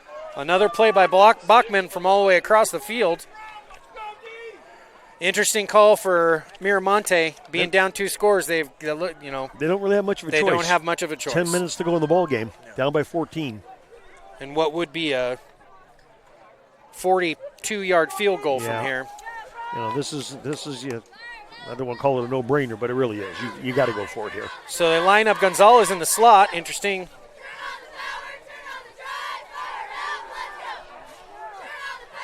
Six catches the ball. He makes the first 2 guys miss. He gets upfield, makes the 2nd guy miss, spins out of a tackle, ends up about 20 yards downfield. We'll say that is a pickup of about 20 yards. Tackled by Blake Embry. Embry with the tackle. It's going to be 1st and goal for Miramonte from the 9-yard line. Give Miramonte credit. That was a very important play for them to stay in the ball game. What's interesting, I thought they did a good job of putting Gonzalez out on the left and using him as bait. Mm-hmm. Here he comes out again in the slot. Gonzalez. Nathan Atkinson in the backfield. Oh, picked off. Is that Blake Posney? That was Blake. No, Tyler Posney. Tyler Posney. Drake Posney. Drake Posney. Tyler's his brother. The 6'4" defensive end. Posney just jumps up and takes it out of the air. I think he jumped up to deflect it. Yeah. And he actually caught it. Well, Posney might have been the one that cost him the 15, but he sure made up for it on that play. Yeah, absolutely. He jumped up like a lineman will often do when they can't get to the quarterback on a passing play to try to jump up and deflect it, and he actually caught it. I'll give him this. He's an athletic kid, big athletic kid, basketball player too. So you know, he'd make every tight end proud on that catch right there. Yeah, that's no easy task too. You're only 5 feet away. Exactly. Yep, that was a big play. That's Great play. Big play. That turnovers really damages Miramonte's chance. You got to imagine we're going to see a lot of Carson right now. Yeah, I definitely think so. 9 minutes, just over 9 minutes to go in the ball game.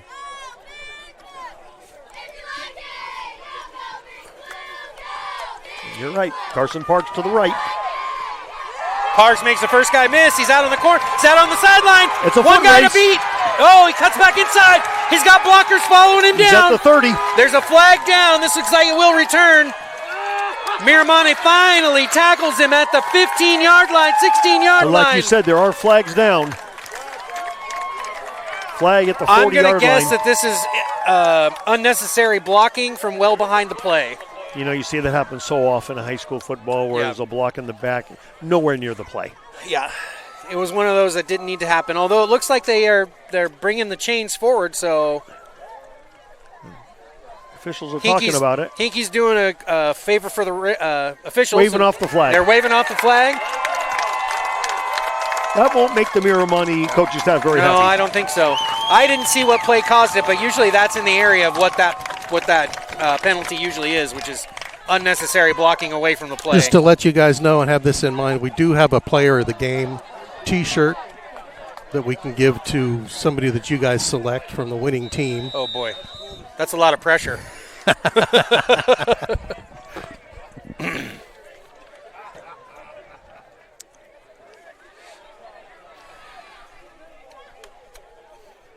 Does Parks have 2 scores? Hinkey has 2 scores? That's going to be a tough choice. Hinkey tackling everybody on the field. Yeah, that's the one thing that sets it apart right now is what Hinkey's defensive position. But Parks has just carried the team with his legs all day. And Posney with the biggest play on defense the whole game. Parks again. Parks met in the backfield. He's going to get a tackle for a loss. He's brought down by number 42, Jaden Sanbia. Officials had already called him down. There's no play here. He's already down. Good hustle on Blake Bachman's part to go chase the guy just in case. But Jaden Sanbia, number 42, on the tackle. Parks was definitely down. Unfortunately, that's a loss of about 6 yards, 5 yards. So we got 2nd and 15. 7 minutes and 45 seconds to go in the fourth quarter. Looks like Bachman's coming off the field. He's had a heck of a game on defense, and then obviously with the amount of running they've done with Parks today, he's done some road grading on offense too. Pretty good game for Bachman for sure. Some of these senior boys have really risen up this game. I think they might have wanted a little bit of payback for the playoff game. 2nd, about 15 here. Parks again. Again, he's going to be tackled for a loss. This is about a 4-yard loss, and now we're going to see a flag. The Lions did a pretty good job of sniffing out that play. It looks like they're sending a lot of people up the middle just to kind of disrupt the defense, getting a little more aggressive because they don't see Kern Valley necessarily throwing with 2 scores up and 7 minutes left to go. Interesting to see what the call is. This could be anywhere from face mask to... They waved it off. Again. They waved it off. I would like to know how many high school football games do you see where 3 flags are picked up and waved off? In my years, none. 1 maybe if you're lucky. And 2 in the same possession. Yeah.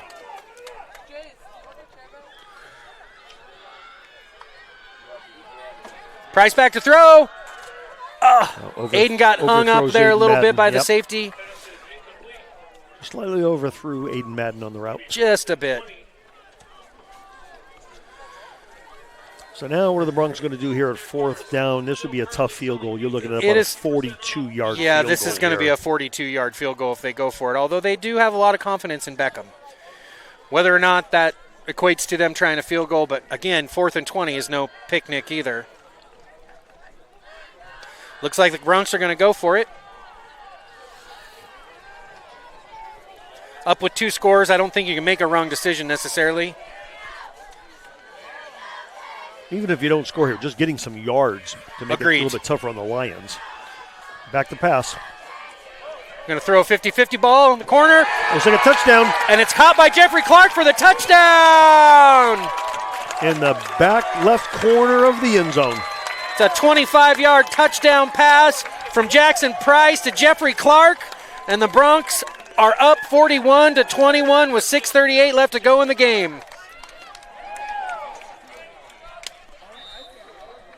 Well, they're clicking on all cylinders yeah, I would say that's offensively. No doubt pretty about impressive. 6 for 6 on touchdowns. Yep. That's pretty impressive offense. 6 drives, 6 touchdowns. Broncs are having a heck of a night on offense. Looks like the extra point is good. Beckham remains perfect on the night. Broncs lead 42-21 with 6:38 to go in the game. Lions 21, Bronx 42. That was a heck of a ball thrown by Jackson Price. Well, the way this first half went, I don't think anybody expected either team to have a 3-touchdown lead on the other. Agreed. Yeah. This looked like it was going to go back and forth all night long, just like the first half did. I agree. I thought for sure that this was going to be one of those, whoever had the ball last was going to be the one that would probably win. Bronx have had a couple of huge plays on defense, obviously 2 big sacks by Blake Bachman, even with the penalty, and then the pick by Drake Posney, which was a remarkable athletic play. Just very impressive. So it looks like they're going to bring Beckham out again to kick. Last time Beckham put it in the end zone. Like to see him do that again. The Lions are expecting that as they have both their return men at the 10-yard line. They did drop a little bit from the last time, so.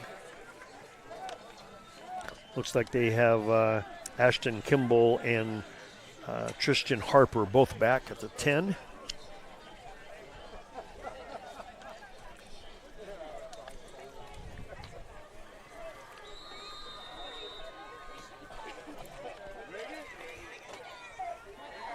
Beckham set to kick for Kern Valley.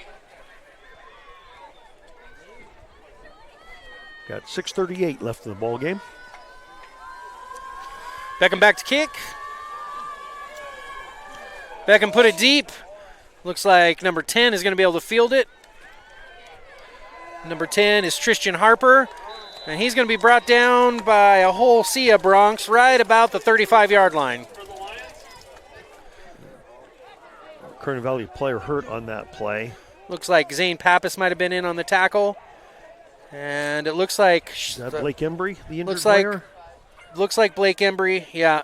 Looks like shoulder stinger or worse. And I thought he was the one that was in on the tackle among the others. Yeah, there was a few, so he probably was at the bottom of the pile. The way he's looking right now going over the training table, he hurt his right shoulder. Yeah, the way he's grabbing his arm, I would guess that it's a really bad stinger or he dislocated his shoulder, which, again, can happen on tackling. So Mira will start 1st and 10 at their own 35-yard line. Still with the tight set. Gonzalez is out for the play unless, I don't see Gonzalez in the game. Kern Valley calls timeout. Might not have the right personnel out there. Yeah, they may have seen something on film where they brought in a certain player package and could be a trick play coming. Of course, you hate to see them burn a timeout with number 1, Gonzalez, not on the field. Right, when he's not on the field, correct. It's like you want to yell it to your defense. No, don't call timeout. Gonzalez is on the sidelines.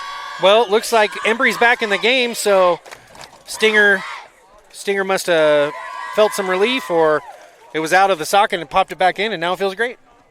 Like Mel Gibson used to do in the old Lethal Weapon movies. It's football. Rub some dirt on it. Oh, wait, that's baseball. Never mind. I'd still say rub some dirt on it.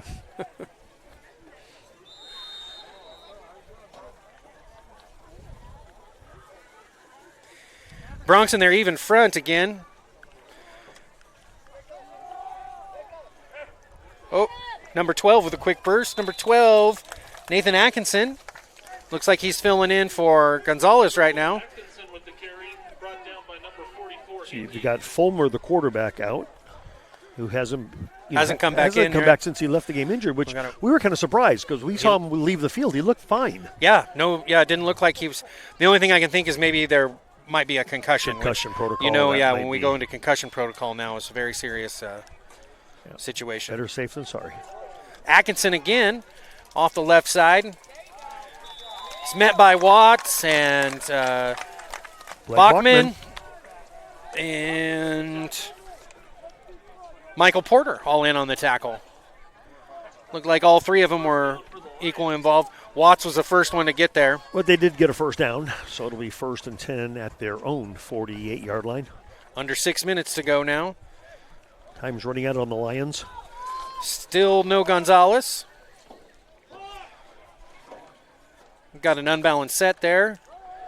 That's a power for number 44, Premier Johnson.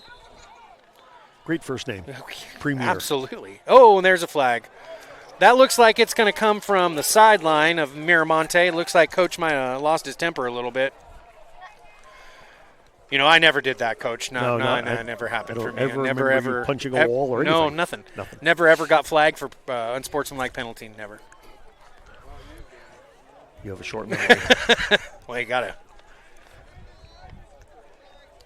All right. It was on the Kern Valley. No, they called it on us. Must have been a late hit. Yeah. I just heard shouting over there, so yeah. Maybe he was shouting for a flag and he got it. He got his request. Yeah. I just saw the official turn around and look at the coach, and the flag went up. And usually 9 times out of 10, that coach said something he shouldn't have. Absolutely. So we got a 1st and 10 inside the 30 for the Lions. Premier Johnson again with a cut. He's going to run for about. And he fumbled the ball. Looks like the Bronx come up with it. Nobody was near him. He just dropped the ball.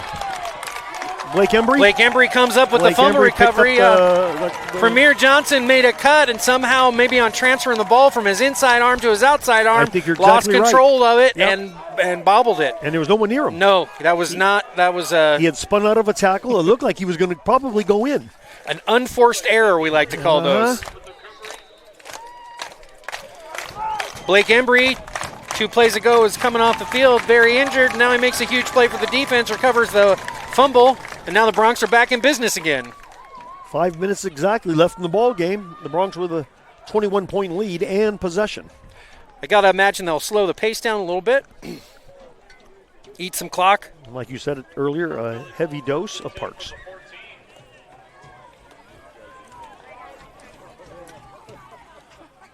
Yeah, it looks like just transferring the ball. Yep. Now and he just dropped it. You just saw the instant replay here in the booth, and he was just changing hands with the ball and put it on the carpet. Parks. Well, this one's Aiden Madden. Aiden Madden. Aiden is carrying a defender. He keeps going. He's chugging his leg. And finally pushed out of bounds with a little extracurricular, it looked like, too. It looks like Miramani at that point is trying to strip the ball carrier. Yeah, they realized they got to get the ball back. Madden did a great job of hanging on to the ball for a 9-yard gain. Johnny Castro, number 21, was trying to strip the ball, and instead of pushing him out of bounds, he's trying to keep him in bounds and strip the ball at the same time. That's a desperate times. You got to get that ball back if you want to have a shot, especially down by 3 scores with 4.5 left. Unfortunately, I haven't got as many hands, fingers, and brain cells to make it all work. To run those replays for the. That is pretty cool, though. That was good to be able to see that, though. Yeah. Now, those go out on Facebook if anybody's listening that hasn't watched our broadcast before. Those replays go out on Facebook. Yeah. Facebook will have all the replays if you missed some tonight. I couldn't see the number on that one. I think it was Parks. I should be able to tell by the green gloves and green shoes. And the fact that you couldn't see the ball carrier. I couldn't see the ball carrier. So Parks with another carry. Parks has had a heck of a night. I mean, some of these guys have made some big plays. It seems like week after week he has a big game. His senior season, he's really showed up to make a difference, you can tell.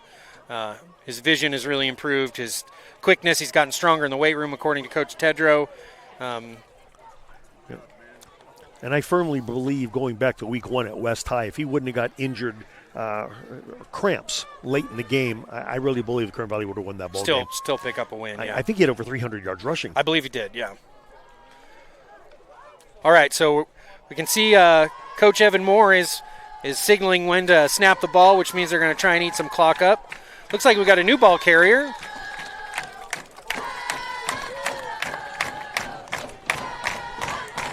So Shiloh Galvan was the ball carrier on that one. He rumbles ahead for about 4 yards.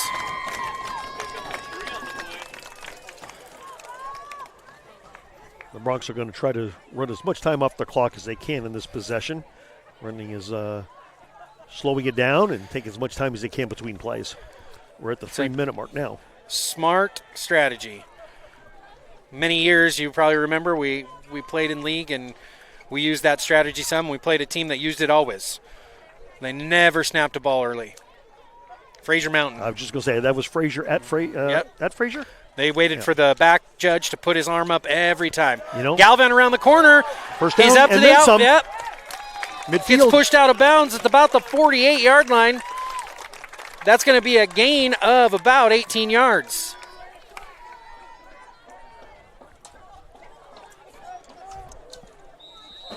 They're going to spot him at the 46. So a gain of 16. Broncs again looking to the side for the play. Looks like a couple of the players have some suggestions. I'm sure there are deep throws because that's how players work. It's intended, something intended for them. Yeah. 9 route, coach. I needed a 9 route.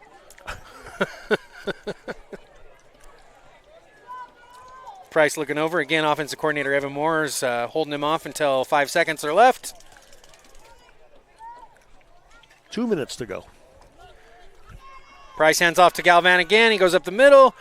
Met by about 3 or 4 of the Miramonte Lions. Minimal gain, maybe 6 inches. Bring up 2nd and 9.5. With no gain on the play.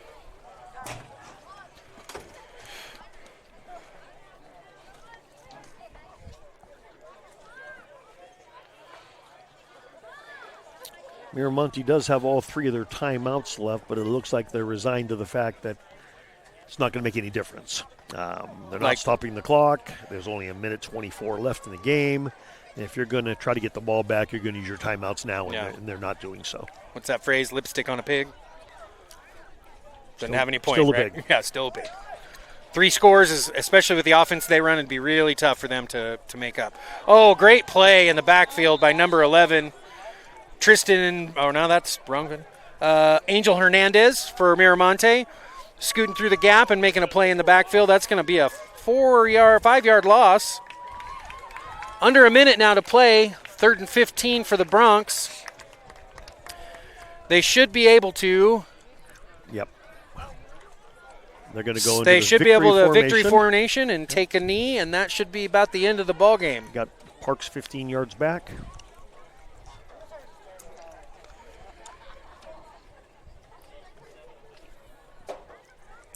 3rd and 14, 15. And Jackson Price takes the knee, and the Broncs look like they're going to go on to win 42-21 against their future league rivals, Miramonte Lions.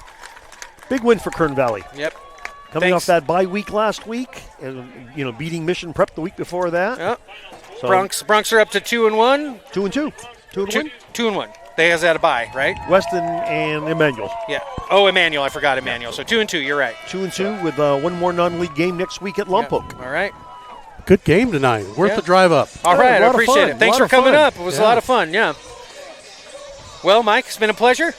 Benjamin, as always. And now it's way past my bedtime. Okay, once again, thanks for watching the Kern High Network. Kern Valley and Miramonte.